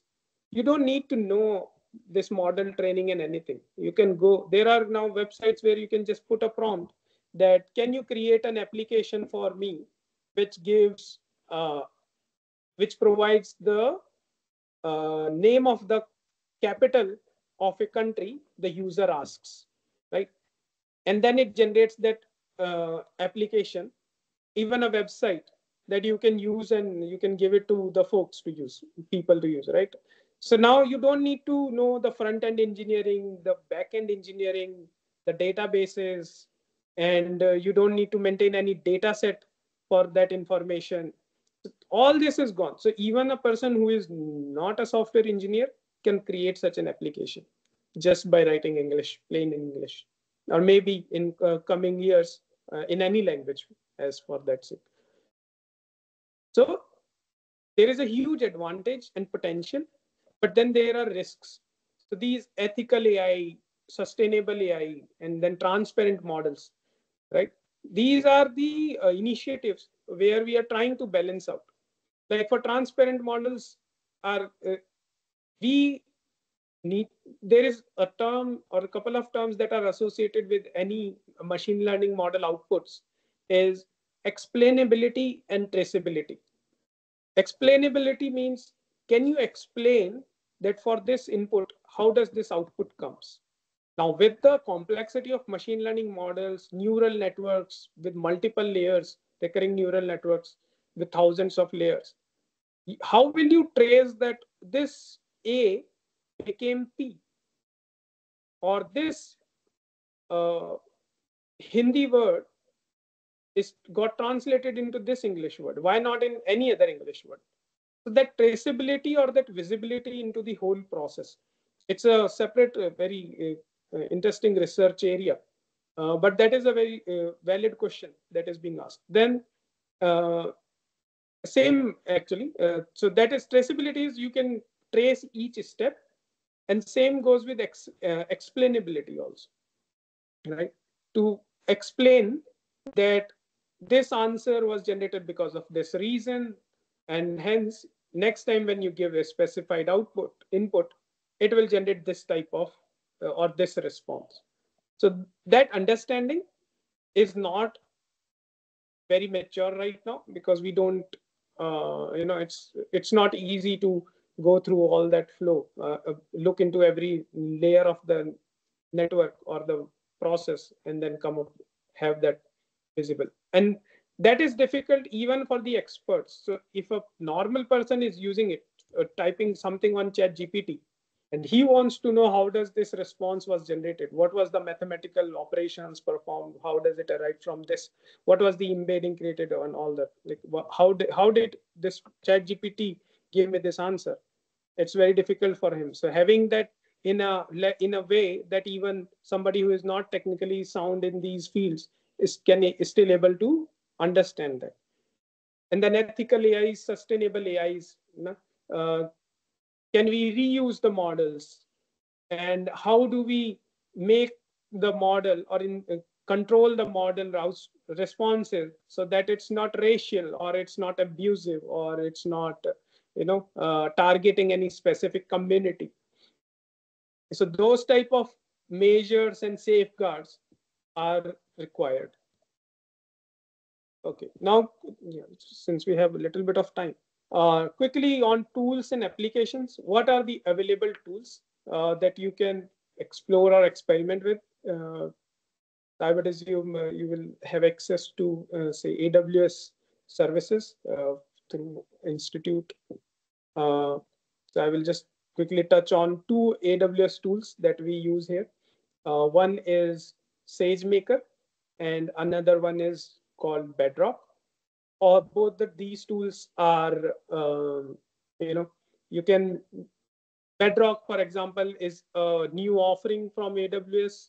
It has been some 1 year, I guess, but it really makes it easy for you to create a RAG application. You can select the LLM model that you want to use, and then you can have data in an S3 bucket, and then just connect that bucket with the model.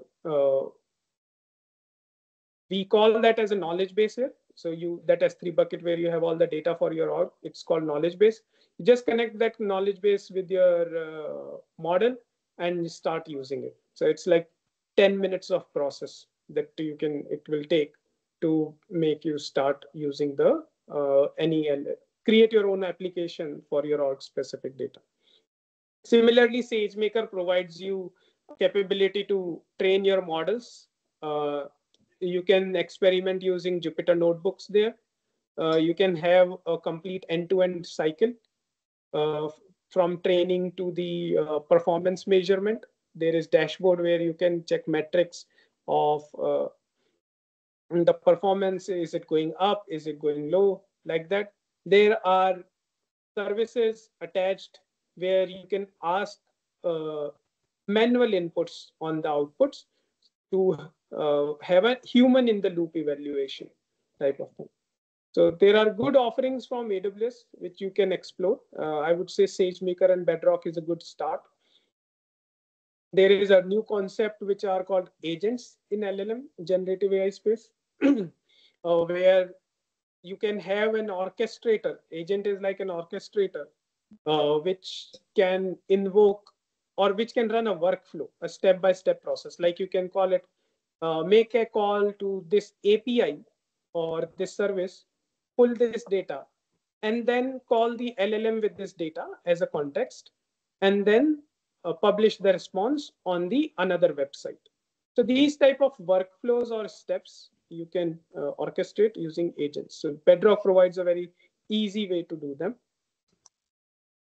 You can use these for for generative AI. You can use them in your teaching, research, and industry in various ways. Like you can ask, how will my students you can create a quick first draft of the things that, I remember plagiarism was a big thing when I was doing my master's in MTech. But yeah, for students, probably it's not a good idea to use these tools if there are any students, because then it will kill your creativity to start with.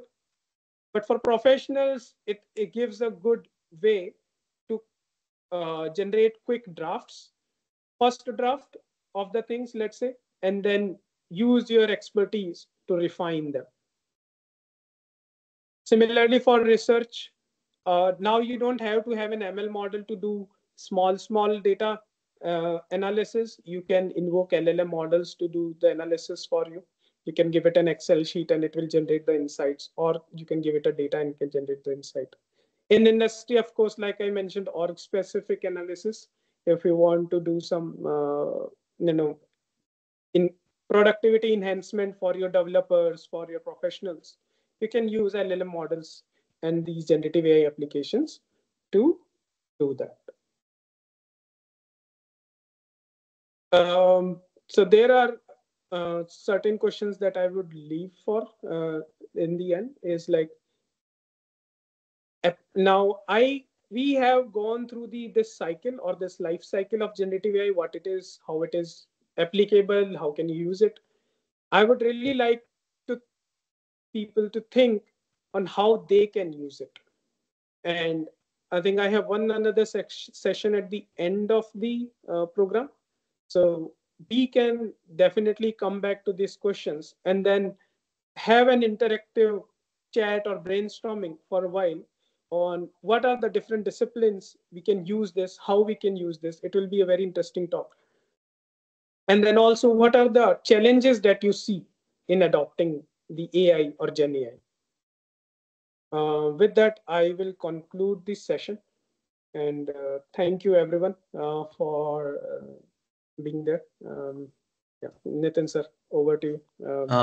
Yes, is there any question from participant side? You can unmute yourself. Hello. Hello. Yes, ma'am. First of all, thank you, sir, for explaining LLM models in easier way. So my question is, I don't know whether it is related to our topic or what, but I want to understand what is the difference in LLM and LSTM.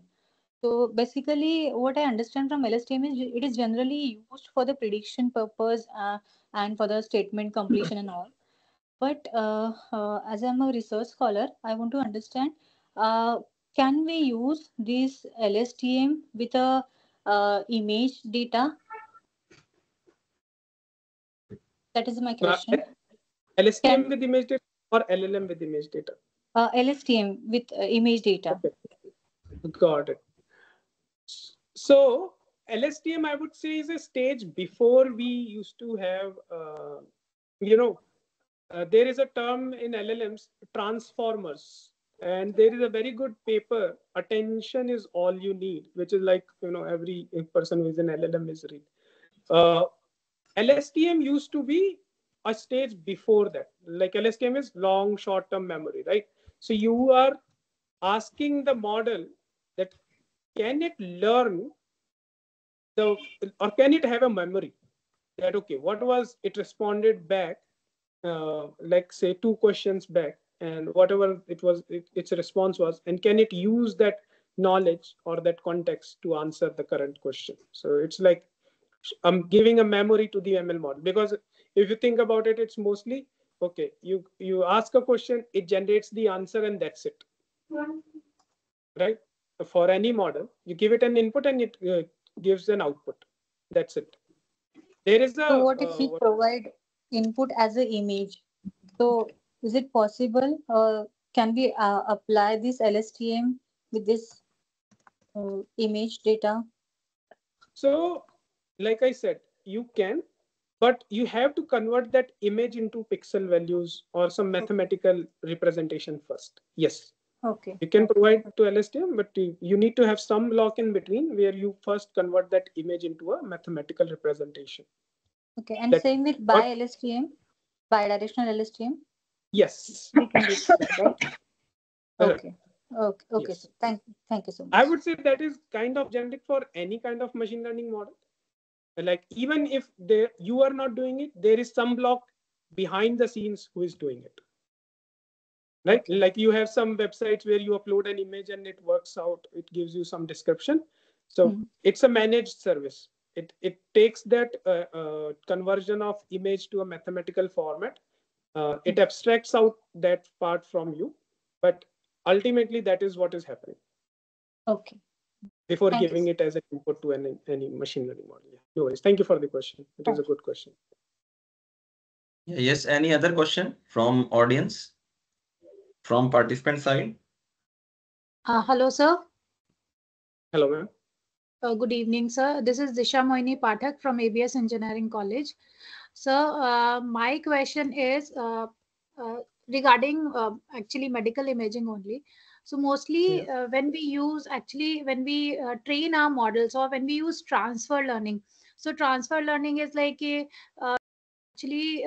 our model in, let's say, ImageNet or natural images, and then sometimes we use that particular model for let's say classification or segmentation, or even in diagnosis also of medical images, right?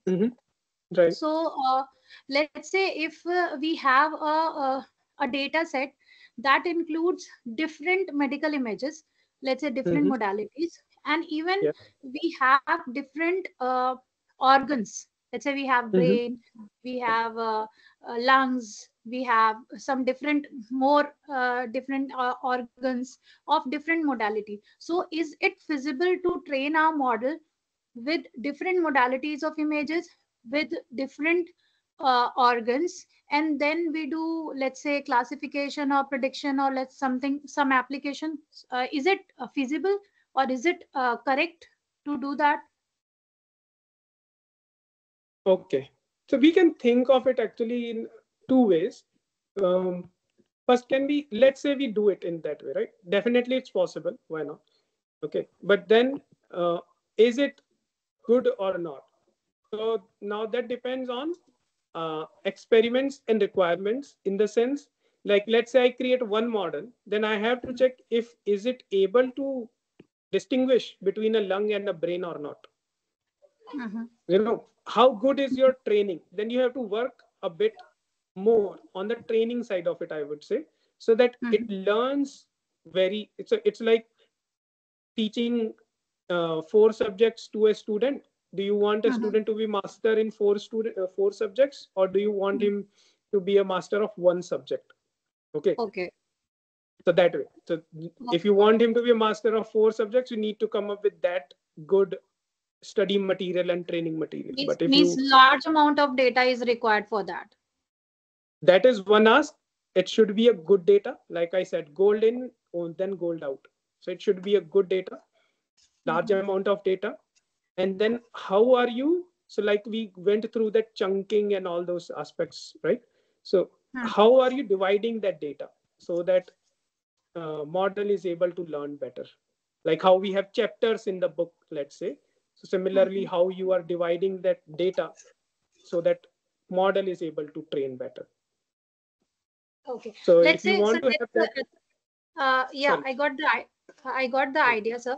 I just have a last question. Sorry to take more time. If I just want to extract the features, okay, and want to bind it back into the original image, okay, so that is the only task. So can I do it? Can I do it in such a way that I will give different kind of images? Let's say I'm giving the natural images also, I'm giving the medical images also, with different modalities, with different organs, and I just want the model to train itself for feature extraction, for extracting the features. So I just want to train it, so it got optimized in feature extraction. So is it okay to do that in such a way? Yes, I don't see. So because here the application is feature extraction. So Okay. yeah, I think it's okay to do that with any type of images. Okay, fine. Yeah, Okay, so thank I you, don't see a problem. Yeah, maybe, yeah, definitely you need to do some more, check the performance of it, but I don't foresee any problems in that. Okay, thank you so much, sir. Yeah, thank you, sir. Thank you. Preeti ma'am, over to you. And sir. Thank you, sir, for the insightful presentation and sharing your knowledge about generative AI. One group photograph you should take, ma'am. Okay. Please on your camera, all the participants. First, all of you, please turn on your cameras for a group photograph.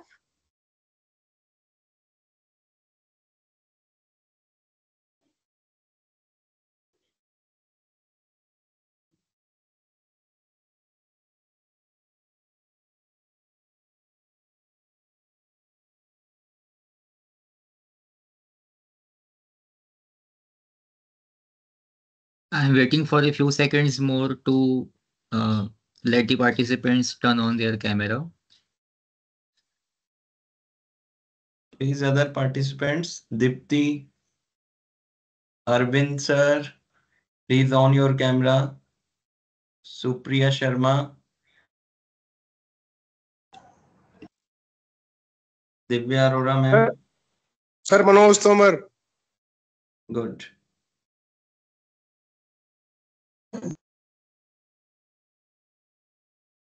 Okay, everyone kindly look towards the camera. I am about to take this screenshot.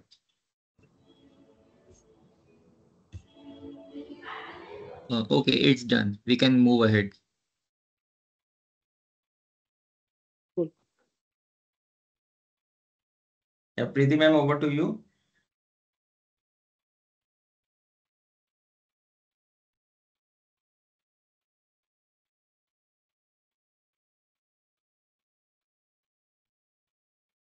Thank you, Shivam sir, for the insightful presentation and sharing your knowledge about generative AI in medical imaging and about training machine learning models. I really appreciate how you use simple language and relatable examples that made complex concept much easier to understand. Thank you so much, sir, for being with us today. Thank you, sir. Thank you, ma'am. Thank you, Nitin, sir. Really, yeah, I want to thank you all, the participants and guests and the directors and deans, sir, so for inviting me here. I hope this information knowledge that I shared will help you, figuring out more applications, more use cases in the fields, the medical imaging and other fields that you all are working. Thank you so much. Okay, sir. Now I have the privilege of inviting our second speaker of the day, Dr. Chandra Prakash, Assistant Professor in the Department of Computer Engineering at SVNIT, Gujarat.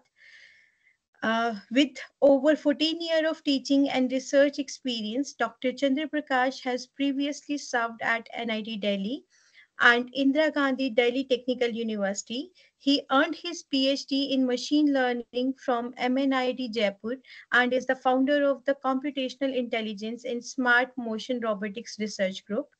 His research interests include AI, machine learning, motion analysis, reinforcement learning, computational neuroscience, gait analysis, biometrics, and natural language processing. He has authored over 70 publications and holds 2 patents and is the principal investigator of SURF-sponsored project. Among his many accolades, Dr. Prakash has received 6 Best Paper Awards, the Junior Research Fellow Scholarship for a DST-funded project, the prestigious Lord of the Court Scholarship from Red Hat, and recognition from IIT Bombay. We are delighted to have you, sir, with us today. Over to you, Prakash, sir. Thank you, ma'am, for the intro. My screen is visible? Yes, sir, you are Yes, sir. visible and you are audible too. Let me share my screen. Please let me know if it is visible or not.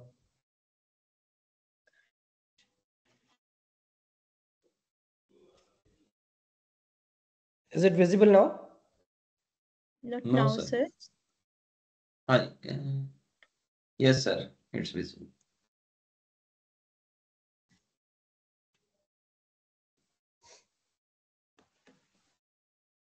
Is it visible now, sir? Yes, sir. Yes, it's visible. Yes, sir, it is visible. Your presentation is visible. Okay, thank you. So good evening all. Today I will be talking about the deep generative models and how we can use these deep generative models in the healthcare system. So I believe that before this, the session was on the applications, right? So I will start with that only. So before going deep, yeah, right. Can you tell me which phase in this, according to you, are fake? 1, 2, 3, 4. You can just number and then answer in your chat, or you can unmute yourself.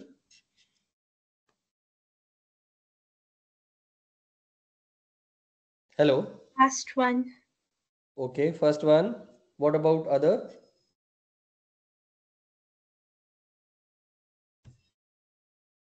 Okay, all phase 2. Phase 2, sir. Phase 2.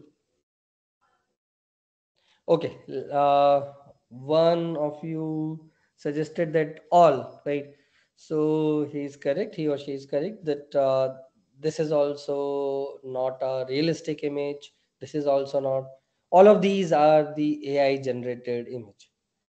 If you see closely, then you will be able to see the difference. Else, in just one go, you will not be able to see.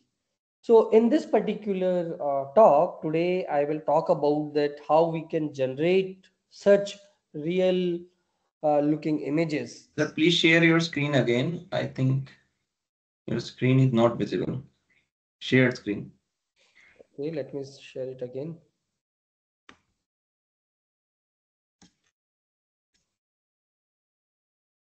Yes, sir. Is it visible now? Yes, yes, yes. Now? Hello? Yes, sir. Now it's visible. Okay. So as we discussed, all these are the fake one. So let me start with some of the application that we will also see that from AI. Please have a look on this video, and then we will talk about what are the applications. Are you able to hear the sound? Yes, sir. Okay.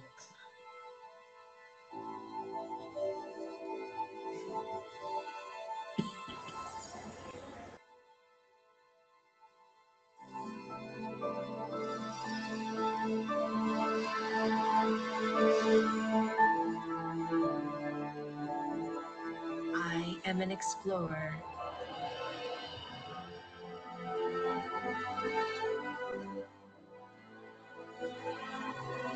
Searching for the origins of our universe.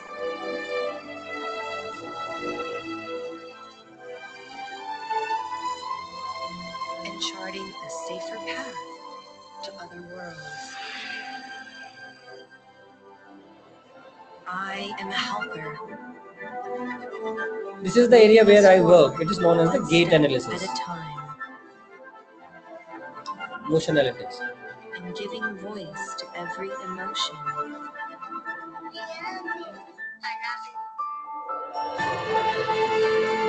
I am a healer. Modeling the future of medicine.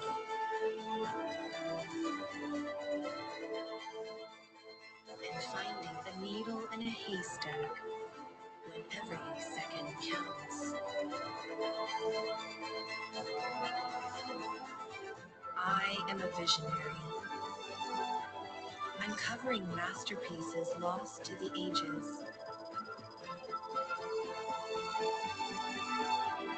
Again, this is an example of reconstruction. And finding new adventures in a galaxy far, far away. I am a builder.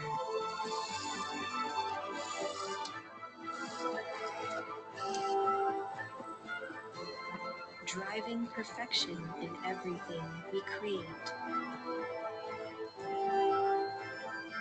I am even the narrator of the story you are watching. And the composer of the music.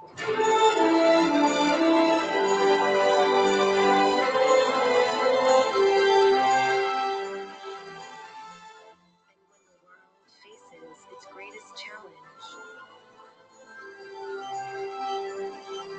I give us the power to take it on together.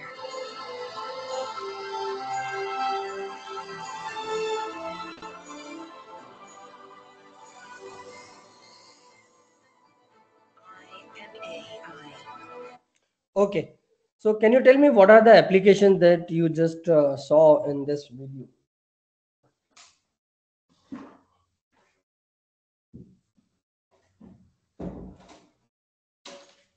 Yes. Hello. Am I audible or not? Yes, sir. Yes, sir. You are audible. Yes, yes. Please. Applications from this video.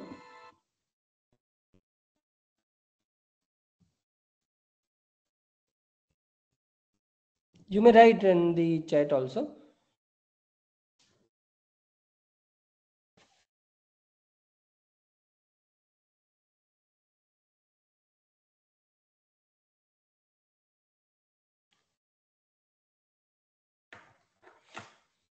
Hello. Okay, helping doctor diagnose correctly with more reliability. Video processing, behavior analysis, remote sensing. Yes, even this whole story that you just heard in it was also auto-generated, right? The music that was there was also again generated by deep learning model itself. So what, as a programmer, what we did or what we do is that, let's say this is the problem and how to solve this problem. So for that we code, right? And then we need to see that how we can convert a given problem. For example, over here it's a traffic based problem, to some form so that we can at the end code for it, right? So from the real world we convert it into the some models. For example, over here we can consider let's say the roads as the edges. The nodes over there are, let's say, your one city to another city, and in between them these cars are there maybe. So we can convert our real world problem using some particular model, and then based on some machine learning or some particular approach or deep learning approach, we try to predict, right? So we do all these things using these machine learning techniques. So in case of the machine learning, we try to learn, then we try to predict, and if the output is not correct, then again we try to improve it, and then it's a continuous process. So if I want to, let's say, teach this robot that how to play a guitar, so I need to see that, okay, what amount of the pressure I need to apply on these strings so that it should not break, as well as there should be some good music out of it, right? So now let me ask some other questions. Can you recognize these pictures?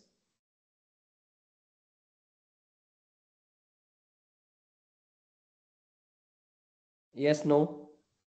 If yes, then please tell me it belongs to which place.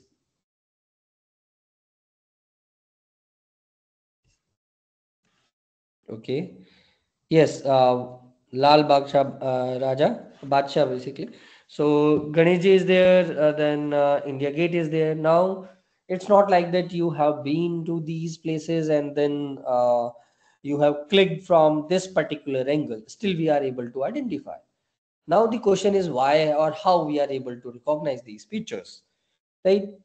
So many of you will say that, sir, we have past experience, and if we see from the perspective of a researcher, we are able to learn because we can come up with some functions, right?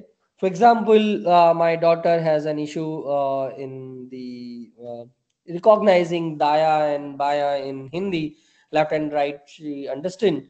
So what she did, she come up with some particular model or a function that if you bend like your hand like this and it is B, and if it is look like D, then D means dia, B means baya. So basically what we did, we try to come up with some function f of x, right?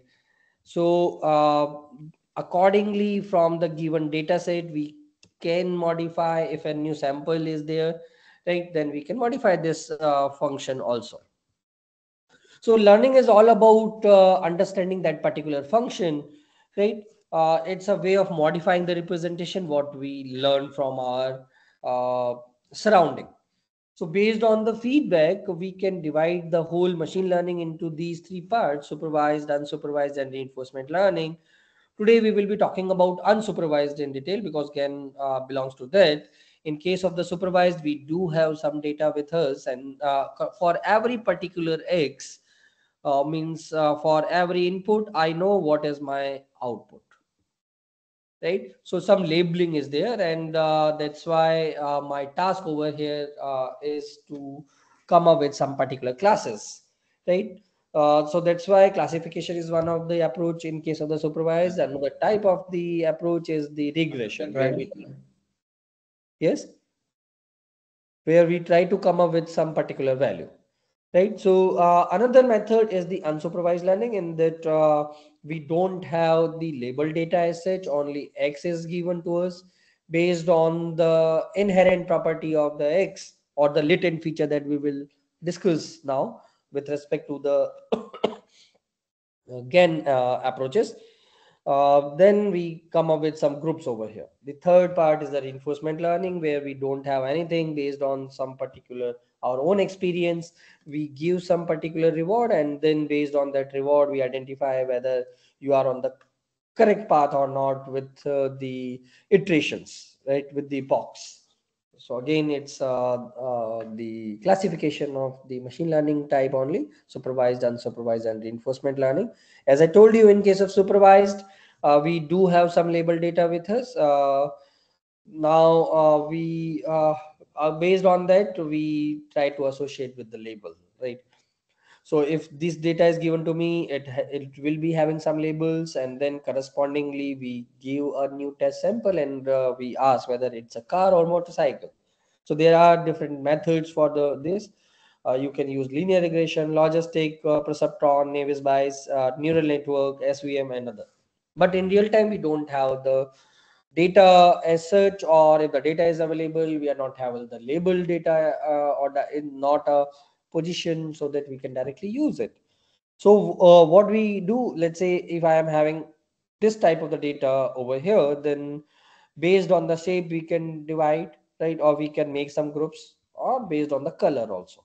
Now it totally depend on the user, or that what is the application. Accordingly, this inherent property we can identify, right? So again, unsupervised learning, in that we come up with some clusters, and then we come up with a new group to identify, given that this particular image is there, or that test sample is there.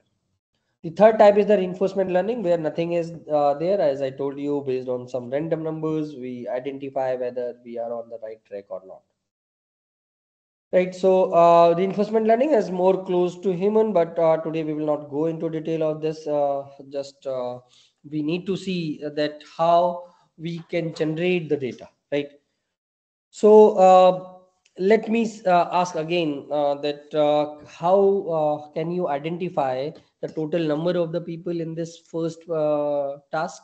So there are two tasks over here. One is to identify the people, another is to add these numbers. Yes, can you locate or how many people are there in this first image?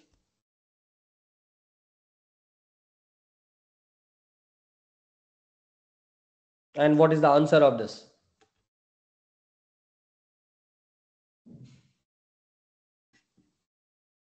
Over here. Okay, 8. Let us see. 1, 2, 3, 4, 5, 6, 7, 8. Okay, any other option? Face of 8 is not visible. 9th, yes. So if my question is identify the total number of the people, so answer is 9 in that case. As a human also, we are not able to identify, right? 8 or 9, we are not sure. But if now the another problem is this, it will take some time, but we are not able to solve this particular sum in the same time as we have identified there are 8 or 9 people. But if we reverse this problem, right, we give this problem to the model, machine learning model, right, or to the computers, then as soon as you enter, you will get the output over here. But it will take some time to locate the people, to identify the number of the people in this image, right? So what we want to give this power to the system, or to our machine learning model, so that they can also perform the task in which human are good at. For example, thinking about a car, or let's say recognizing a thing, right? So again, how we can do that, we can convert this whole image into a matrix. We know that image is nothing but it's a matrix with rows and columns. So we give this input, and then correspondingly we can also come up with some machine learning models, right? And how we do that, based on the neurons, right? So in our brain there are billions of the neurons. How we are able to remember the things? Because of these neurons only, because the information that passes from one neuron to another, you the more the larger the distance it travels, correspondingly the information stay for longer time as well. So in these neurons, at biological neurons, as you can see over here, uh, between the dendroids and the synapse, there is a very small gap over here. This is the reason why we forget many things also, because we need to put some extra effort over here, right? And because of that, let's say if I want to go for a swimming, so initially that particular task seems to be very very tough, right? But if you have learned the swimming, then you must be agreeing with me that after few days, right, you can easily swim just like as we walk, right? Why? Because initially my threshold is very very high. Now with the practice, right, we reduce the threshold. So scientists, what they did, they convert this biological neuron to the artificial neuron, so that we can make some program, we can come up with some models. So we consider different inputs in it, then weights respect to each particular input. We perform some summation on it. So it's a x summation of xi and wi. Then we apply the activation function. This activation function is that same threshold that we discussed. So there are different type of the activation function. Right now I'm not going in detail of this, but this is the idea that we will consider later on. That's why little bit background of the artificial neural network was necessary. So as we discussed, in case of the supervised, the label data is there. In case of unsupervised, no labeling is there, no feedback is there. My model automatically try to identify the hidden pattern or the hidden structure in the data, right? Nowadays we have heard, we used to listen the new term as the deep learning also. Now what's the difference between the machine learning and the deep learning? Sorry. In the machine learning, we tried to, let's say, recognize this is a car or not. So what we did, we tried to identify, okay, how many wheels are there, right? What is the shape of this particular car? How many glasses are there in it? There should be some front light and likewise. So we come up with some features and then we give that input to the model. While this create a problem, right? Why? Because let's say if I want to come up with a face recognition problem, right? So if I want to extract the feature in a human way, then I have to see that what are the features that may be there. So one feature may be that I consider, okay, the distance between the eyes and the mouth. So based on this, we say that, okay, 3 features are there. Correspondingly, my accuracy is 70%. Now, what happened next year? Another researcher suggests that why not you are considering the distance between the ears and the eyes, right? Now my number of the features as 50 and correspondingly my accuracy raised to 80%. In the same year, let's say some other researchers said, okay, suggest that, okay, consider this distance also. So now features are 7 and correspondingly my accuracy is 92%. If we see closely before the deep learning, this is what happening. People used to publish their paper in that way. Now it's not the limitation of the model, it was the limitation of a human, because we are not able to identify the feature at the first place, right? We are having the same model, still it is giving different answers. So what we did, we removed this human engineered part and then we say is that, okay, let me give the whole image as an input, right? I'm not extracting the human engineered feature, so we remove this feature engineering part. We give the whole image and then correspondingly try to identify. And this was the algorithm that was there.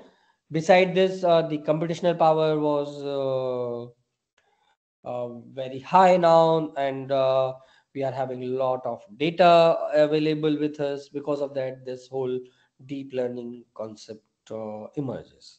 And you can see that it was proposed, and we consider that in 2012 the deep learning starts. So over here, you can see that this is a result from the ILSVRC, that is the ImageNet Large Scale Visual Recognition Challenge. Professor Fifi was the one who come up with this challenge, and it was a challenge where the dataset was publicly available. People all over the world, groups all over the world, they tried to work on that, and they were coming up with better and better algorithms. And as you can see, the human accuracy or the error was 5.1, and we have surpassed that long back in 2015. So the first AlexNet, or it was having the concept of, or we call it as a convolution neural network. So the image is there, we come up with a filter, we move it all over the image, and then correspondingly we come up with the convolve feature. Then over this convolve feature, we try to apply the pooling layer. This pooling means we try to reduce the number of the layers, and based on this we were able to generate a large amount of the data, because there are certain problem statement where we are not having the data, especially in case of the medical field. We will see at the end one case study where we were having very less data, but using these GAN approaches we were able to generate a lot of the data, right? A large amount of the data. You can see the interesting part over here is that this is again an output of one of the GAN approaches, that it is not only able to convert this horse to the zebra, but it also identify that zebra don't live in a green area, right? So you can see the background also, it is little bit dry, right? So this is the power of the model nowadays, right? So the idea is that if my training error is a high, because the whole data we divide into train and test, right? Training part and then test part. If my training error is high, then we come up with the new models. We need to train more, we need to come up with more larger models, bigger models. If my training and the validation error is again high, then we try to see that the variance is more. If my validation error or the error is high, then what we do, we try to generate more data, right? And if my test error is high, then again we need to see that how we can again model my whole problem. So in this particular, we will be talking about this whenever there is a train test data mismatch, how we can use these generative model. So the main aim of this generative model is that we take an input of some training examples or sample from some distribution, and we try to see that how we can come up with a model that can represent the distribution. So it's all about the distribution over here, you can see. So let's say if I am having this sample data with me, these are some sample data, and then we try to come up with a distribution of it, and then we try to see that okay, the distribution goes something like this. This is the density function, so I can generate more data somewhere over here, right? So that it belongs to the same distribution. Same distribution, as you can see in this particular image also. Am I audible or not? Hello? Yes. Yes, sir, you are audible. There is no problem. So here you can see that I am generating more data which fit this particular circle. Initially, this data was generated randomly, but with time, with large number of the iteration, we are able to generate perfect data, right? Near about my real data. So we are taking the help of this probability distribution, as you can see. The idea is that from the noise generate something, because at the end we will see that everything is, if I'm taking example of images over here. So if these are my different pixel values, their specific arrangement, results in a tree or in a house. So from these random pixels, I can generate the house or a dog or a tree, right? Condition is that it should fulfill the distribution curve. So as you can see over here, from this data, we come up with this distribution. Then randomly some arrangement of the pixels is there, so that we are again generating a new pattern. Now my aim is that this pattern should be similar to the real data distribution. So this particular example I have taken from this paper of Staggen. If you are more interested, please read this paper. Now, why we use generative model? Because of the limited data, as we discussed earlier also. Because the data is limited, so because of that, biasness is there. Let's say I want to come up with a face recognition problem, right? Or let's say in US we have a system where based on the your face or interaction, it's a judging system that help uh, the judges to identify or to check whether a particular person should uh, have the bail or not, right? So interestingly, the output, it was little bit biased, right, toward one particular skin color. So later on, the researcher, they identify the reason, and they find out that the data set with which they have trained, right, it was biased toward one particular community or one particular set of the people. So to overcome that biasness, right? So for example, over here, if we train our model with this first data set versus this second data set, so this second data set is more diverse. We are having the different directions, right? People with the beard, people with the sunglasses, and like that. So it is having more diverse skin color, pose, illumination, lighting condition, like that. Another is that it helps us to identify the outliers also. So we can detect what we encounter something new or rare. Certain we say that, okay, let's say for most of the cases, if I want to come up with a model for the driverless car, so 95% of my data lie over here, right?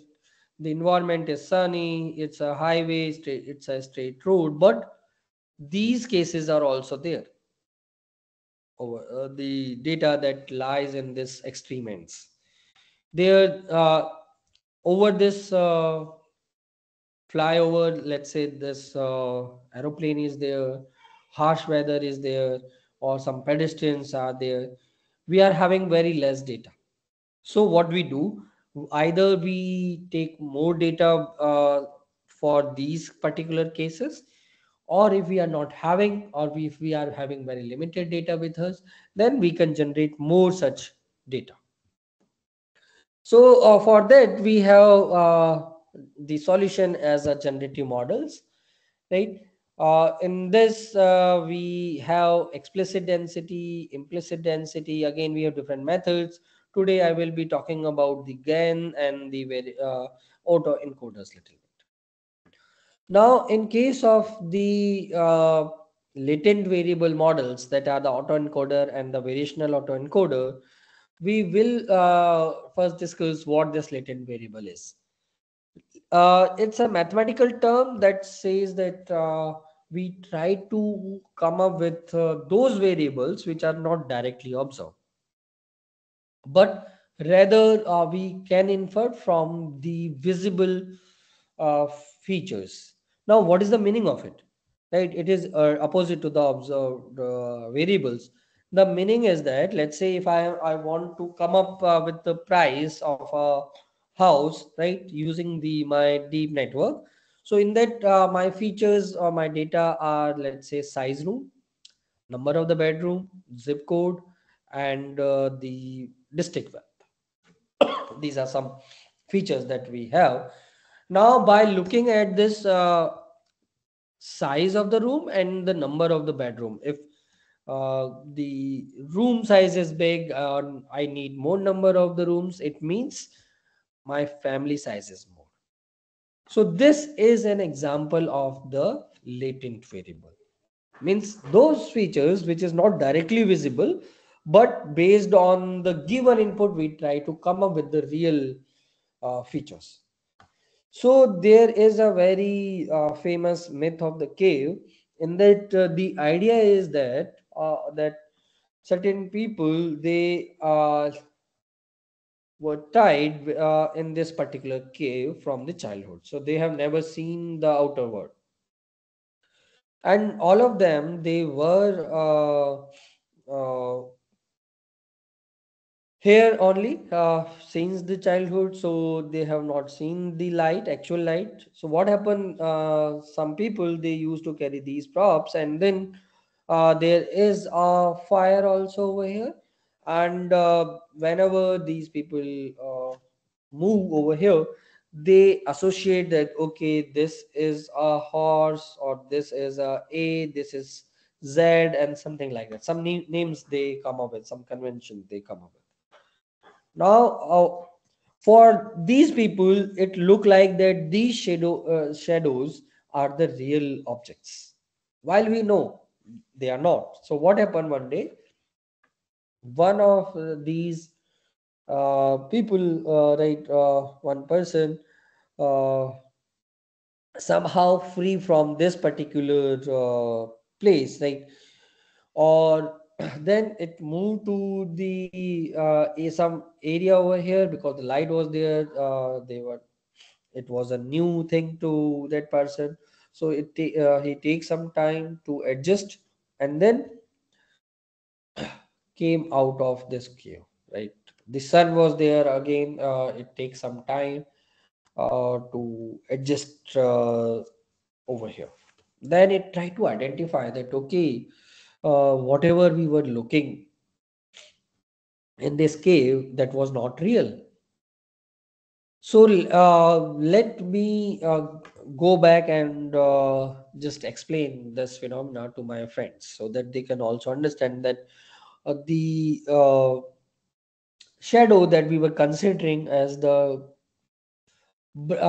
true object are not actually the true object. So this person came back, and he tried to explain this phenomena to the fellow members. Surprisingly, all of them rejected this idea, and then they decided that now onwards no one will go outside, right? Because if you go outside, you come up with something new idea. This was the whole this whole Plato's allegory of the cave.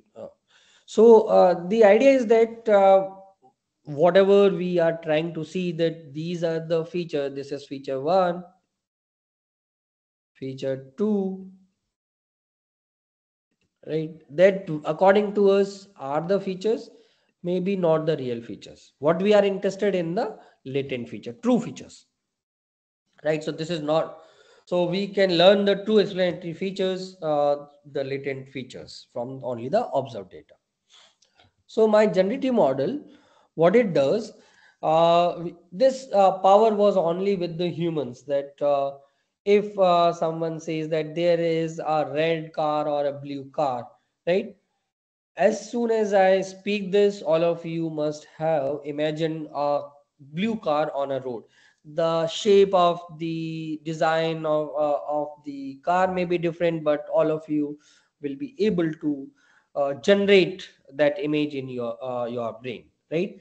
This was only restricted to the human earlier, but nowadays we are having the models such as the autoencoders, GANs, right, where we are able to generate real looking images or the features, right, as such. So autoencoder is an unsupervised encoder decoder based neural network framework where we are having some data with us as input, and we try to produce the same as output using a series of convolution and up convolution. So we have discussed about convolution. So autoencoder says that if this is the input, somehow we come up with a compressed version of it. This is known as the latent feature, and then from that latent feature we come up with a data. Then we identify how this generated data is similar to the original data or not. So in this way we are using the neural network, because neural network are supervised. For every input I should know the output also. So it is similar to your zip files, right? So the idea is that a good representation should keep the information well. So this is my original input. This is the reconstructed output, and using some encoder and decoder, using this latent feature from the original input, we come up with this latent feature. From the decoder, from this latent feature, we come up with the reconstructed image. So as I told you that if this image is there, right? So if we imagine a person based on some particular attributes, right? For example, this is that person is smiling, right? Skin tone is this, is there with a beard, right? With some glasses. So these are the real, or I will say the latent features that we should look into this particular image. So using encoder, we identify these latent features. Then again, based on this latent feature, we try to come up with the image which is as close as to the original one. So this is my output, predicted output, and this is my real output. So unsupervised approach for learning a lower dimensional feature representation from unlabeled data. So from my this given sample, with the help of the different layers, we call this as an encoder, right? At the end, we need to come up with some latent representation. So how we come up with this latent representation, as I told you, with the help of some machine learning model or deep learning over here, right? We call it as an encoder. Then we map it with the original image. And then, as we used to do in case of the neural network, we come up with a loss function. So this is my predicted exit. This is my original. So I come up with a loss function over here. All these are, we called it as an encoder and decoder.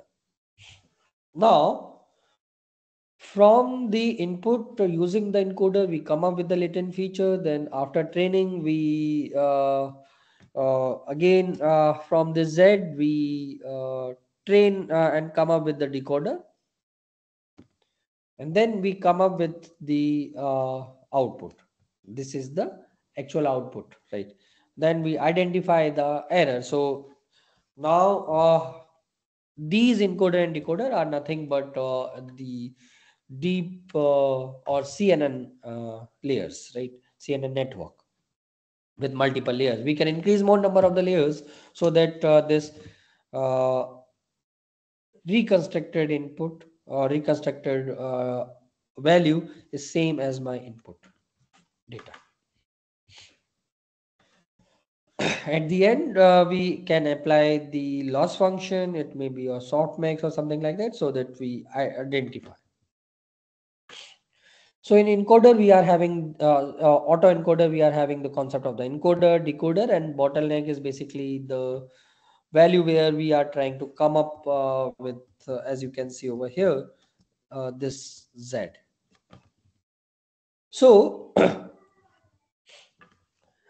we can increase more number of the layers, right? So this is with the 2-dimension latent feature. This is with the 5-dimension. So you can see as we increase the number of the layer, right? It is more clear. It is more close to the ground truth. Smaller latent space will force a large training bottleneck. Then we have this variational autoencoder. In this, we again, let's say I am having this data with me. X is an image, Z is the latent factor used to generate the exact attribute or some orientations. We come up with some probability over here. So we the sample from the true prior. So we all so have the probability distribution of the data. So we try to see that, okay, based on this, if I am having this distribution, it belongs to class X or not, or it look like a car or not. So we are having the variational autoencoder where we uh, have two more thing now. One is the standard deviation, right? Another is the mean vector. Earlier we were not having this in the traditional autoencoder, and we are also having the probabilistic over here. So in this, the encoder, what it tried to do, it tried to identify the probability of Z given that X is there. And then decoder, it tried to identify the X given that this Z is there.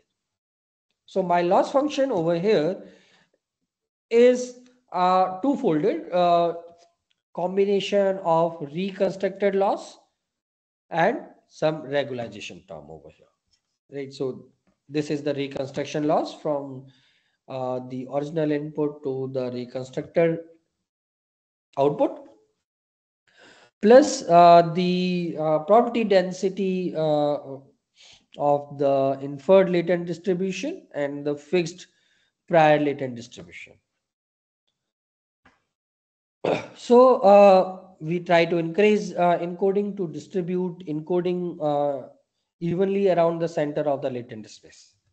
Using the KL divergence, we try to come up with the network. The network, it penalized the when it tried to cheat by clustering point in a specific region or memorying the data. We cannot backpropagate gradient through the sampling layers. So what we did, we removed this. We reparameterized the sampling layer. We consider a sample latent vector as a sum of a fixed vector mu and sigma scaled by some random constant. So my Z is now combination of the mu plus the sigma. So because of that, now I am able to backpropagate my error also, right, after the reparameterization. And because of that, what we did, we tried to come up, let's say this is the image that originally I was having. Now using the latent concept, using the variational autoencoder, we slowly increase and decrease the latent variable and keep all other variables fixed. And because of that, as you can see, right, if a person is smiling, how he look like, we have that variation. If a person is moving the head, so we can generate the head position. Now we over here, a smiling face with the different pose, we can identify a neutral face with different pose we can identify. So these are the results of the the VAE, and you must have seen these images also, where we have some portrait and correspondingly we can generate more such similar data and look like that this particular image is live, right? In 2014, Goodfellow come up with an approach during his PhD, right? He named it as a generative adversarial network. All the generative models, right? They somehow inspired from this particular paper. So if you want to know more detail, right, of for these, because in this particular talk we cannot go in detail, but I can give you an idea. If you are interested in these areas and this particular field, please read this paper, because as a researcher we read papers so that we get the new ideas, right? Try to see that what are the latest areas where this research paper has been used. You can do that in the Google Scholar as well. You can easily find that. So the idea is that from the noise, right, from the distribution, random distribution, we can come up with a representation. We called it as a X fake, and this particular network or this particular part is known as the generator network G. Now with this generator model, there is another model, we call it as a discriminator. It try to identify whatever you have generated over here is real or a fake. So basically it's kind of a adversarial network over here. One network try to generate the fake data, while the another one try to identify whether it's a fake or a real one. So because of that, one try to, it's a game, you can say, right, where one try to generate more and more data, fake data. The another model over here try to identify whether it's a real or a fake. So binary classification is there.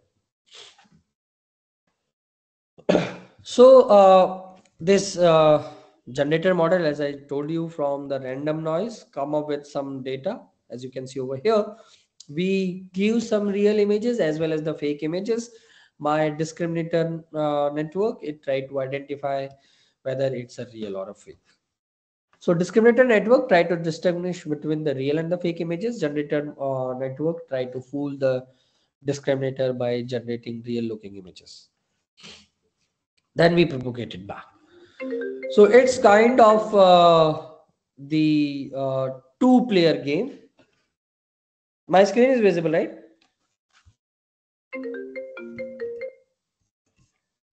Yes, it is. Okay. So what happened? Just a second. Yeah. So this game is kind of two-player game. So over here we try to distinguish between real and the fake images.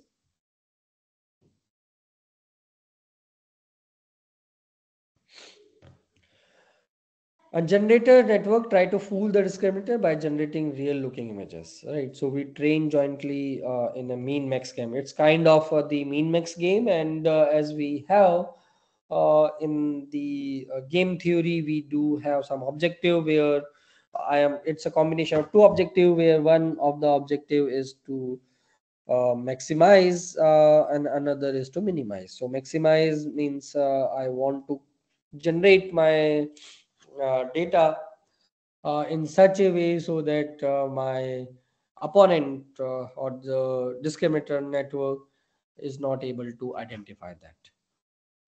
So this is the objective function over here.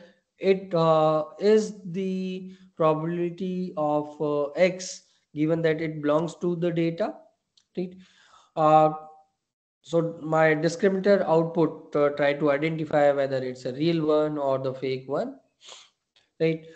This is for the real data, and 1 minus the theta is basically the generated fake data identification. So we try to maximize the objective for this theta dx is close to 1, and for the fake one my dz is close to 0. My generator it try to minimize this objective where dz is close to 1, and over here. So this is my overall algorithm that the game uses. This was proposed by the good fellow. So I have taken this from the paper only. So it says that for number of the training iteration, we need to identify the values of the step, and then first we try to come up with some mini batch of m noise samples. So initially we are having some noise, right, based on some distribution, right. We try to generate the data, then we try to update the discriminator by ascending a stochastic gradient using this particular function. Then again, based on the sample data, noise samples from the noise prior distribution, my discriminator generator by ascending its stochastic gradient again, right? So again, it's a mean max problem. So generator is an upsampling network with fractionally stride convolution. Discriminator is a convolution network over here. So the intuition behind this GAN is that, let's say this is my fake data. Discriminator look at both the real data and the fake data, and then it try to generate the data in such a way so that it remain close to the real data. So initially, let's say I have generated this data, right? As you can see over here, this is the generator. So with time, as I am creating more and more data, my discriminator easily identify that this is a fake one or a real one. Generator, what it does, it try to generate the data in that way so that my discriminator is not able to identify. So as you can see over here, after training, use generator network to create new data that never been seen before, based on, so this is my generator, this is my discriminator. Since 2014, there are n number of the models nowadays, right? So as you can see over here, in 2014, it was not that much realistic for, let's say, generating the image of a human.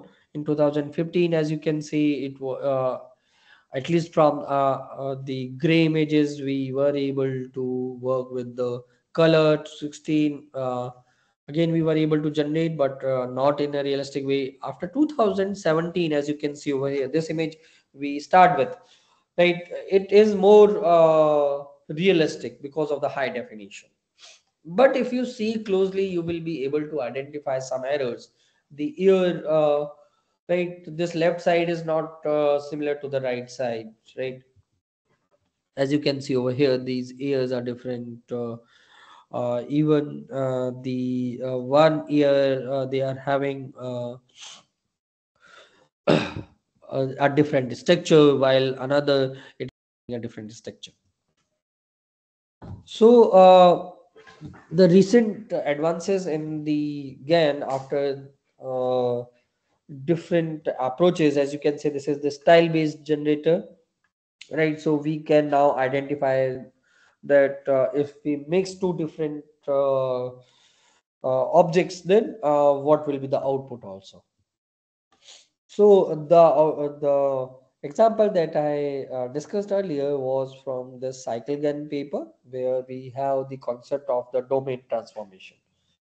Change the style of an image with while preventing the content as well, as you can see in this day.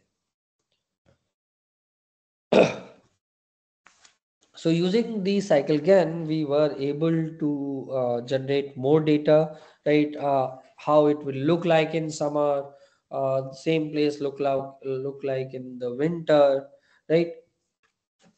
Or we can come up with some new more images from the given particular set of the images. So all of you must have heard the Rama Enge by Lata Mangeshkar, right? This song was recreated, right, or I will say generated after the death of that singer. So but if you listen that particular music, right, you will be able to identify that, okay, if Lataji were there, and this song, if she sings, then it will be in the same pattern. In 2017, people come up with different other applications of it, that with the help of this, we were able to generate new designs for the furniture, for example, over here, the bedroom, right, for the humans. After 2017, there are large amount of the GAN networks, as you can see, right? 19 more high definition models we were having. We also consider this as a problem set, because in COVID cases, we were having very less amount of the data, right? Because it was a new data. So the people, they were having the chest x-ray or the CT scan to utilize to detect the COVID-19. Chest x-ray is more preferred due to their reliability, accessibility, and complementary to the virus symptom. But we were having very limited data. We were having the data of the pneumonia, we were having the data of the normal people, but we were not having this data.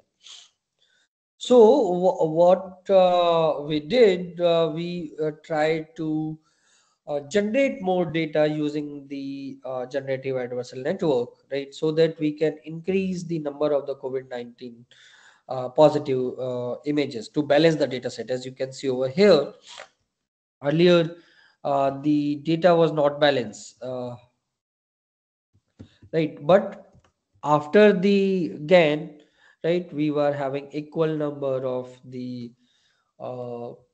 data, 423, while initially we were having only 423 for the COVID cases, pneumonia 1345, and again normal cases were 1345.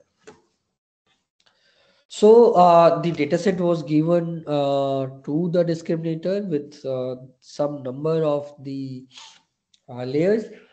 Here, this discriminator or the generator, you can use some pre-trained models, right? Or you can use the transfer learning over here. ResNet you can use, or any other pre-trained model. We have also used different pre-trained models. Then after that, we come up with the discriminator loss and generator loss. Then we give the images to the generator so that it can identify whether the generated data is real or the fake one. So we apply this methodology for identifying the three classes. It's a multi-class problem that we consider: COVID-19, pneumonia, and the normal. So we apply some pre-processing method in that we apply the histogram equalization. Then we, using the GAN, we generate the data, and then we take the help of the transfer learning. In that we retrain the whole layers. In the another approach, we only train the last few layers, right? Or we apply the instead of the sort max, we apply some other SVM likewise.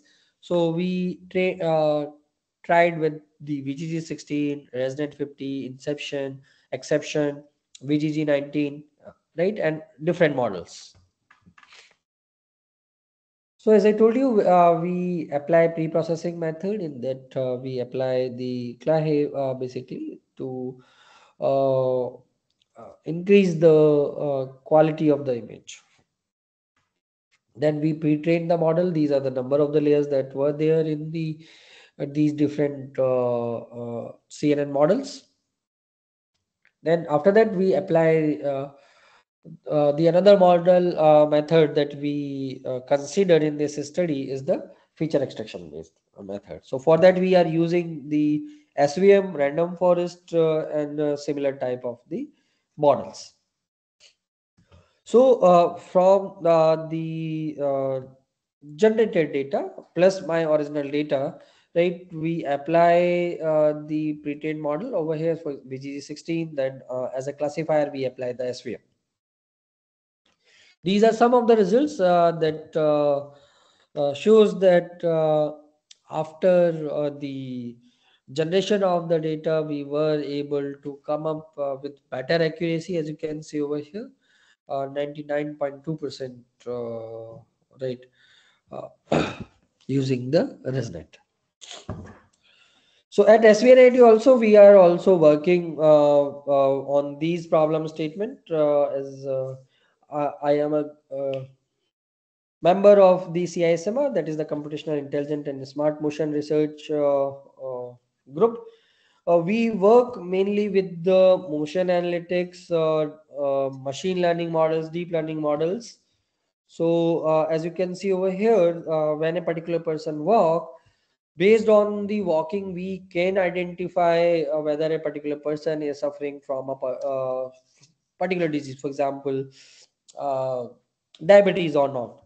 And based on that, we can also use this model for the generation as well. For example, if a particular person is, let's say, has undergone some particular accident, so we can come up with a model that how the walking pattern will look like, right? So as you can see over here, we can identify that this is the angle that at this particular instance that may be there. So corresponding to this, we are also trying to generate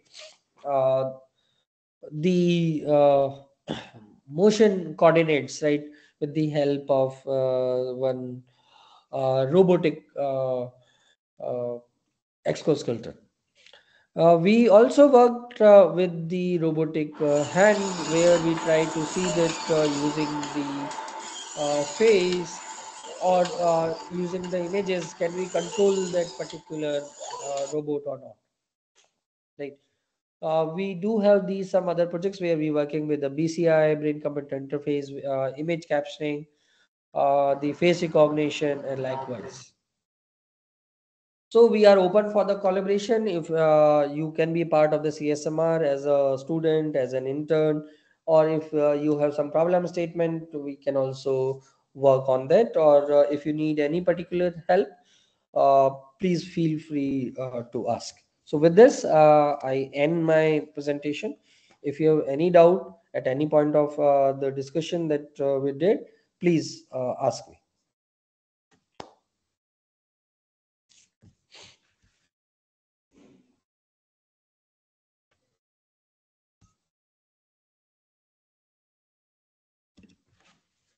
Yes, any question from participant side? Unmute yourself.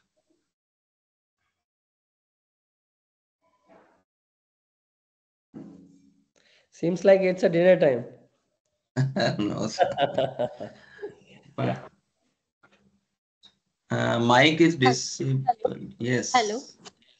Hi, Yes. sir. My question is, you have explained, sir, VGG16, VGG19, and all other models, the little bit information about all of these models.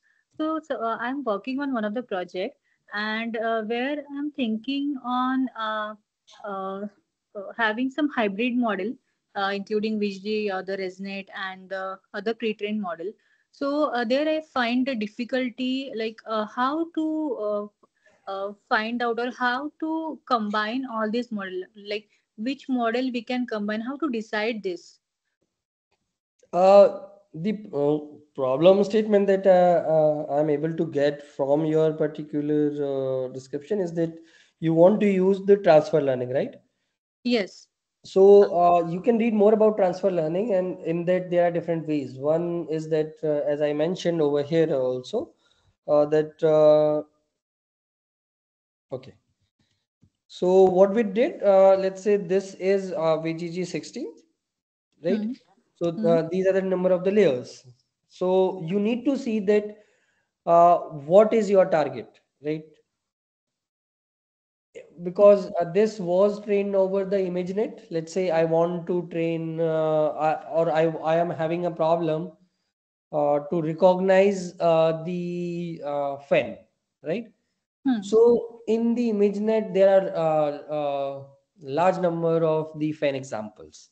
So easily what I need to do is I can freeze the initial layer, because in this we can come up with the convolved layer, right?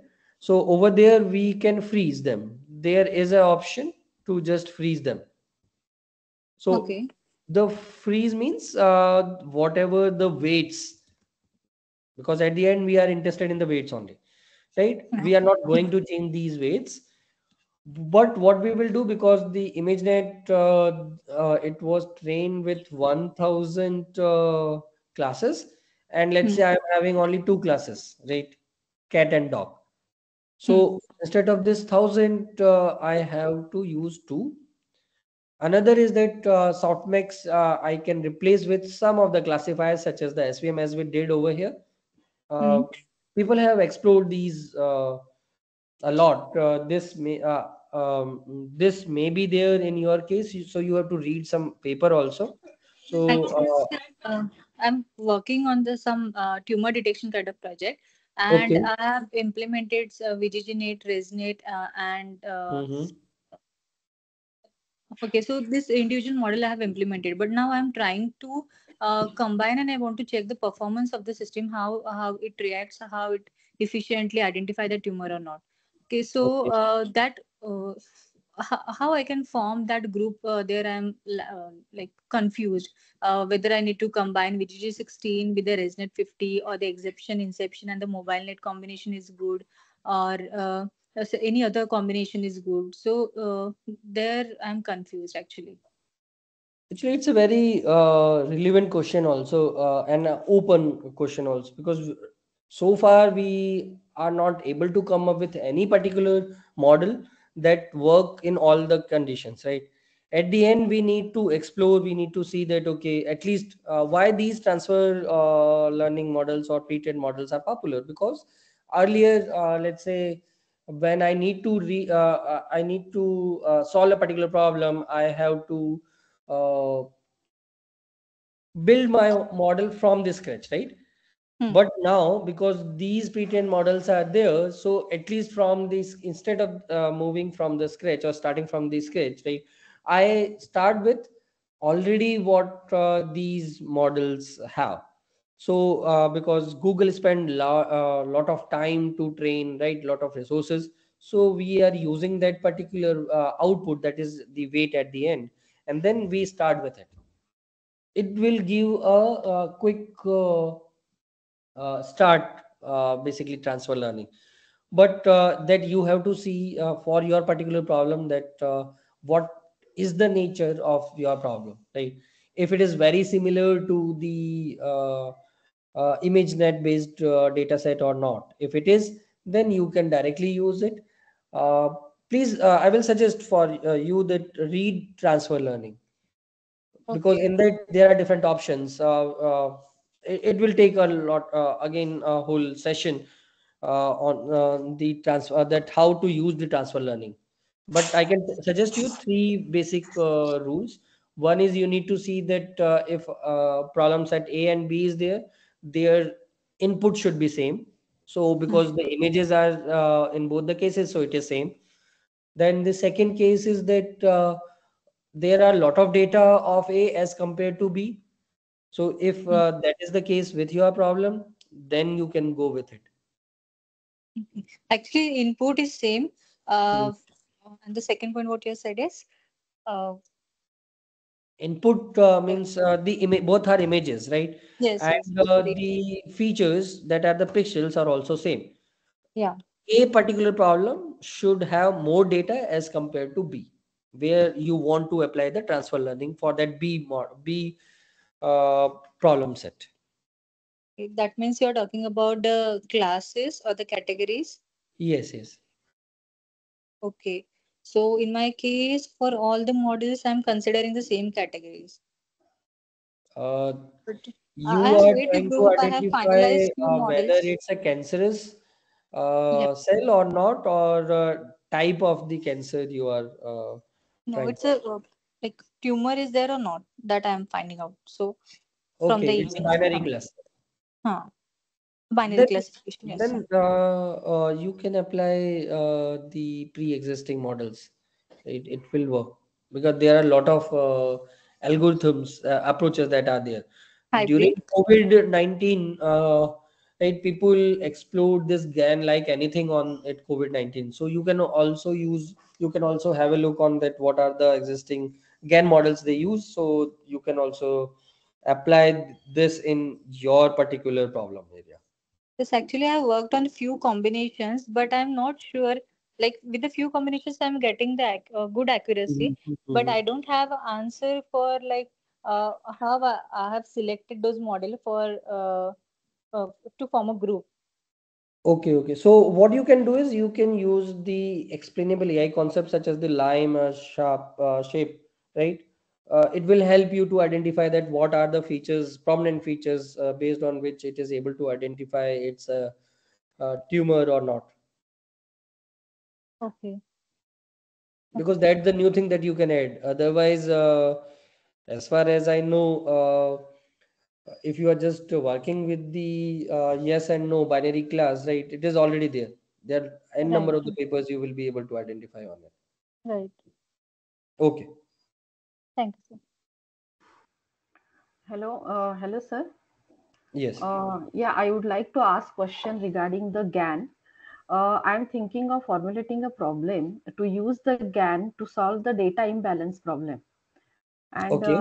so just I wanted to know that whether suppose there are three classes and out of the three classes, one class images from one class are less, then I'm thinking to generate the artificially the images of that class and save those images and then see the effect of any simple CNN model by using the original images of other two classes and the artificially generated and original images of the third class. So, can we go ahead with this thought process, sir? Yeah, it's a correct approach that you are following. I will suggest that there are certain tests at the end that you should apply, because how you will justify that whatever the generated data you are having after the Hmm. GAN is actual data or not. It's more Hmm. similar to the real data or not. Hmm. So you please explore. There are different tests that are available. Trial करेंगे फिर से Researchers So, are using, so that you can also prove that whatever the data that I have generated is more close to the real one. okay. So can we no to test that only we are I will be using that in the generated data for testing the model performance. So that will not be sufficient, sir. So should I go for the separate test? If you would have worked on this, this is your PhD project, first tell me. No, yeah, I'm thinking about this, sir, but I am Okay. not completely what Because we call behind the problem. 3 4 years ago, if you would have done this, you will be working, you would have working on this, then uh, it's because at the end you need to publish paper, right? And they Hmm. will be asking such questions, so you have to justify, because n number of the papers are there. So we Hmm. need to also prove nowadays that whatever the data that I am generating is real, more close to that, as we discuss, in it fit in that probability distribution curve. Okay, so where we I can find such tests, sir? So any resources for that? MIT is having some courses on the unsupervised or GAN based generative models. You can follow that. Okay, okay, sir. Thank you. Hello. Yes. Hello. Most of the time, the transfer learning approach that we are using, uh, if we need to optimize it, then how we need to choose the parameters? Please come again. Let us say I'm using VG19 network. Mm-hmm. For my given problem, not necessary all the layers which are being used over there, they'll be utilized. Yes, yes, So, yes. what would be the way to optimize that network? How do we select the number of layers, kernels, and all these things? As I suggest earlier, also it's a still open research problem, right? There's no predefined way that can help us that okay, these are the number of the layers, because it depend on the data. If your data is very similar to the ImageNet data, then you can easily use, right, those layers. But let's say if I am having very dissimilar data, then I have to start from somewhere. It is similar to as if let's say you want to invest in stock market, right? One way is that I learned from my own. I spend my money, lot of money. I spend my lot of experience years, and then at the end I come up with my own model. Another is that person X is there who is an expert in this particular area. So if he is investing, let's say 100 rupees in a particular stock, right? I will also invest my 50%. So this transfer learning works in that way. We are actually following somebody else model or somebody else solution for a particular problem. It is not very similar to mine because each particular person have their own objective, right? Similar to this, we also have our own problem set. So it's a open research problem that I will say. You have to do a lot of hit and trials. At the end, this is what as a researcher we do. Thank you. Okay. Anybody else? Okay. Thank you, Dr. Prakash, for your enlightening session on deep generative models and healthcare systems.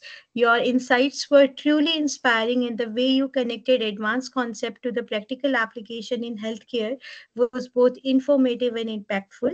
I truly appreciate your clarity and depth of knowledge, which make the session engaging and valuable. Thank you, sir, for sharing your expertise with us. Thank you so much, sir. Thank And you. it's time to take one screenshot. Please turn on your camera. All the participants and speakers, sir, please. Yes, yes.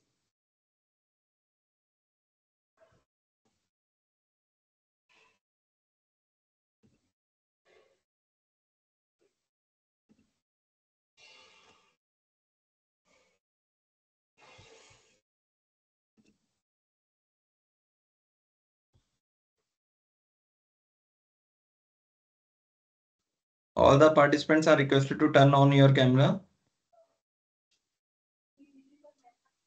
I am waiting a few seconds more for the participants to turn on their camera.